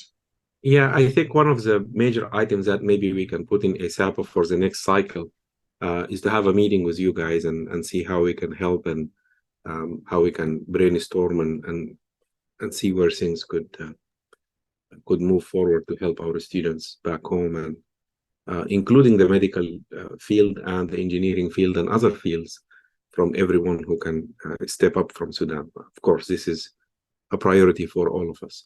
I see there is Bakri, but before that, there is Suad. If you guys can have very quick questions before we move on to the next session, that would be great. Suad, I'll allow you to talk. Please go ahead. Can you hear me? Yes, we can. Please go ahead. Can I share my video? It will take time. Okay. I'll upgrade you to Bakri. Please go ahead as I do this with Suad with your question. Okay. Thank you, Montasser. My question is very similar to your question to Amjad and Akram. Is basically how can ASAPA, and you said okay, you can also.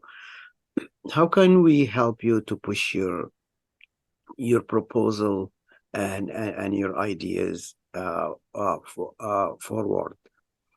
Can we make like a webinar where we could invite people from the Ministry of Higher Education, invite all the stakeholders, hopefully within the next couple of months. So if you have any ideas to share, I would appreciate that.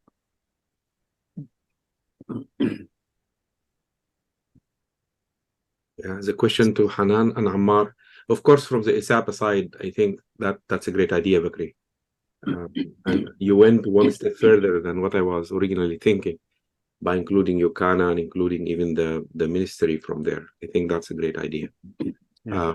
If Hanan, it's a question for us because he said to Amjad and yeah. Yeah. Yes. If the question is, I'm sorry. If the Yeah, question is for I don't know SBMA, if Amjad and Akram are still around, but I apparently. think as far as let me answer for peace and SBMA, because of course definitely you know, even on board of our in the board of trustees for the SBMA, we had a representative from the Ministry of Higher Education, a representative from Sudan Medical Council, representative from Sudan Medical Specialization Board. This is in order to facilitate for the initiative or for the program for the academy to be able to go forward. But definitely we take you up on your offer by maybe having to sit in a round table and see opportunities. And we will get back to you on that. Thank you. excellent. Thank you. Saad, please go ahead with your question. Thank you. Thank you very much indeed. Thank you to ASAPA, and thank you to all of the presenters today for their excellent presentations. I guess, I don't have a question, but I have a comment. Within the last three maybe panels of the status of higher education, as well as beyond the destruction and peace. And, my name is Dr. Suad Yasir Ali, Arizona State University, and I am part of the UCANA Committee on Education, Research, and Training. And we have very strong connections with you, at the Sudan Virtual Medical Academy. Many of our committee members, as some of them you mentioned, Dr.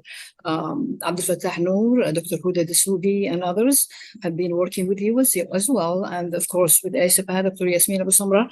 And so we at the Committee of Education, Research, and Training, we have so many symposia, more than one symposium, actually addressing the issue of education, how to help the University of Khartoum and universities in the Sudan. And we held several of those. And Dr. Bakri Abdelmajid, of course, is also a part of this. And so we talked about, how to help the professors at the University of Khartoum and their situations, and to improve their situations within the war, situation currently. And many professors talk about that. Professor Akram, Professor Iman, and Dr. Manzoor Asel contributed to that in some of our meetings. And of course, and how exploring how UCANA can help within that situation. We have so many pilot programs. We had Professor Marmar and talking about the Faculty of Science. Dr. Bakri talked about the Faculty of Engineering, and of course we had Dr. Huda Dessoubi talked about she updated us on the Sudan Virtual Medical Academy. And thank you so much today for all of you, Dr. Hanan and Dr. Ammar, for expanding on that, and with all of the very important initiatives that you're working on. We also talked about the difficulties and obstacles facing electronic education. And Dr. Ni'ma talked about that, and we talked about upcoming progress and upcoming steps. Dr. Abdel Fattah Noor, of course, he's a piloting, distant learning, and we spoke about that. And within what you've mentioned today, we hope that in UCANA and the Committee of Education, Research and Peace, we can help with that as well. Many professors can help, deliver, online courses from here if needed, and we can explore that further. I just wanted to thank you all very much indeed, and we are very proud of communicating with you. Now, recently, actually, we have another project that of UCANA, which is, to explore how to rehabilitate and how to build the destruction of universities in Sudan. And Dr. Abdurrahman Shaib, who was a part of this meeting as well today, can expand on that and talk about that. And I can see that very much, going within the lines of what you've mentioned today about, after destruction and the peace organization that you spoke about today. So I really appreciate all of your efforts, and I hope that you can also, like Dr. Muntasir said, you can also let us know how can we help further. In addition to what we've been doing, how can we help further, help your projects and help, within higher education as well, within your Association of Peace and the Virtual Medical Academy. Thank you very much indeed for this opportunity. Thank you, Suad. We are a bit behind the schedule, but I think the discussion is very valuable and it's very important. Also, we have the business meeting coming up, but before the business meeting, the business meeting might not take as long as we need it to be. So if everyone would agree, I would like to spend the next 10 to 15 minutes in that open discussion session to follow up on what we have had yesterday. I have shared in the chat a link. Those who were here yesterday have already went through the exercise. Click on the link, please, and sign up. It will ask you to sign up, so go ahead and sign up. I will share my screen. I'll show you what we have had yesterday and how we build up on it. Just for now, here's share screen. And this is the Myro platform. I see that some of you have already logged in and are already typing things, which is great. Yesterday, we've started discussing utilizing tools and methods and scholarship activities, including articles that ASAPA members can write or scientific papers that they can write as well, and maybe conference. And maybe we can have even an ASAPA conference associated with the special issues and so on. We have education and outreach, which is going to be very critical for today's discussion because we have a lot of input today and we can expand on that. If we only have 10 to 15 minutes, then maybe we can focus on the education and outreach portion. Although I wouldn't mind, of course, hearing you writing about other things as well. Here we have collaborative projects. The idea from yesterday is that I ask each one to, let's focus on education and outreach for now. For example, go in and write ideas dependent on what you have heard today of what you would like to see us doing as ASAPA for the next year, let's say. And yesterday we started from the first row, so everyone was just typing ideas. We had the timers for a few minutes, and then after that, the next round, people who were writing in other clusters came back here and started writing. They read the first row's ideas, and they start typing on the second row based on what they have read. So they reflect and they write new ideas in there. If you go on the side here, there is a sticky notes. You can just drag in notes and add them as you see fit. So we're not going to run out, here. We're not going to write out of space. Just add notes as you would like, add them down here if you need, but start typing. This is a nice thing about this platform is everyone can start thinking and typing without waiting for the others. I'm going to kick it off here in this second row and write something about organize a meeting with higher educators and ministries, the ministry involve ASAPA members to help. For example, just something as simple as that. And then you read this and you read mentoring research projects with researchers in Sudan, online lectures and discussion, expanding continuing eco initiative, and so on. That might trigger your thoughts to write something here on these rows.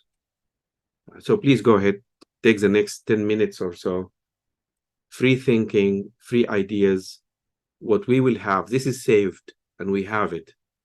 And then the first action we will have in the executive committee is to build a program based on the input that we receive from you here. So this is critical input that we would love to gather from you.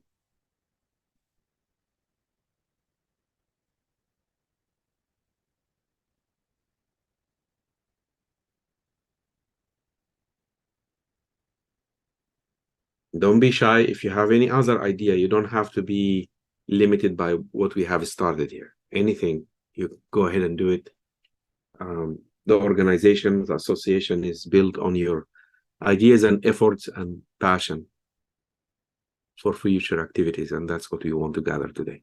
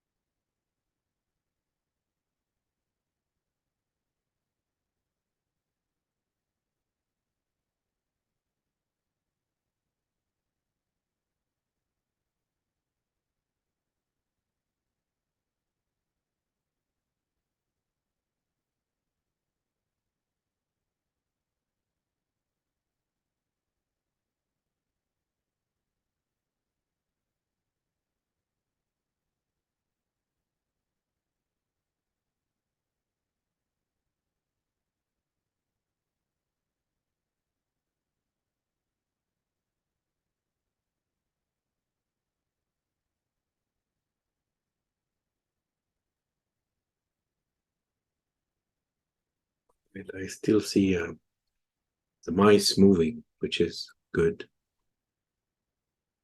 And it seems like we have very good ideas already written.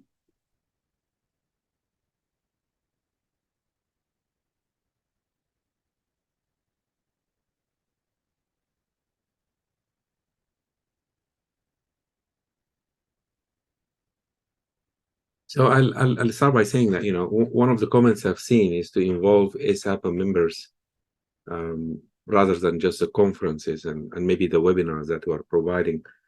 One idea I can take right away from this is to have this Miro form linked on the website so that members can always come there and write their ideas and wishes and initiatives that they would like to be involved with.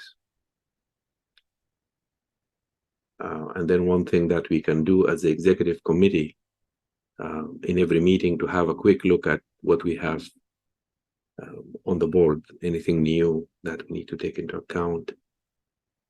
Plus, of course, the continuation of the webinars and other very nice activities that I see written here. Collaborative proposals, follow-up meetings to discuss the outcomes of the conference, mobilize Sudanese communities to push their senators and reps in supporting stopping the war. Very good. ASAPA to help with obtaining grants to restart higher education in Sudan. Very good. ASAPA members to help online training of faculty and students. Excellent idea. Share accreditation experience with universities in Sudan. I think this is critical and outstanding idea that is very well needed.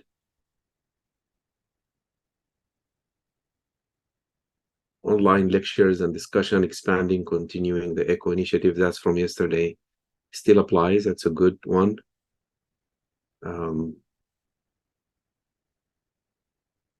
Provide faculty development sessions on curriculum and instructional design. Very important.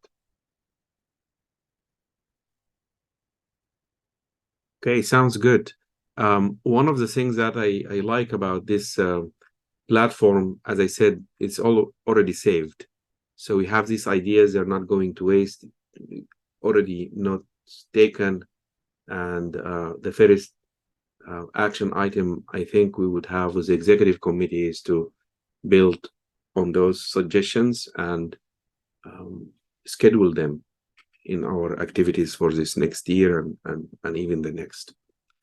And we always welcome everyone's contribution and ideas. Once you logged in here, you already have access to it, so you can even continue the write-up later on. With that, I would like to thank all the speakers today. I think this was a great session. It definitely inspired all of us to continue doing what we are doing and improve on it, and to work with our counterparts in Sudan. We certainly hope that the situation is going to be better, and I think we have our role to play in helping our constituents back there and our communities, and also not to forget engaging our communities here in the United States as well. Thank you all. We do have a business meeting. It's a 10 minutes break if anyone needs a bio break or so on. So we're gonna meet again at 2:35. Let's make it 9 minutes. 2:35 Eastern time. It is only for the ASAPA members, paying members as well. So you still have the chance if you have it. If you are here an ASAPA member, haven't paid the dues, please go ahead and do that. We're gonna present the annual report, and we are going to do the elections for the open positions that we have. So we can use this same link, but I'll ask that only the ASAPA members would remain. And looking forward to seeing you. 2:35. Thank you. Thank you all. thank you very much for having us and for your generosity, and we're looking forward to more collaboration, inshallah. Thank you. Same here, inshallah. Thank you very much. Thank you.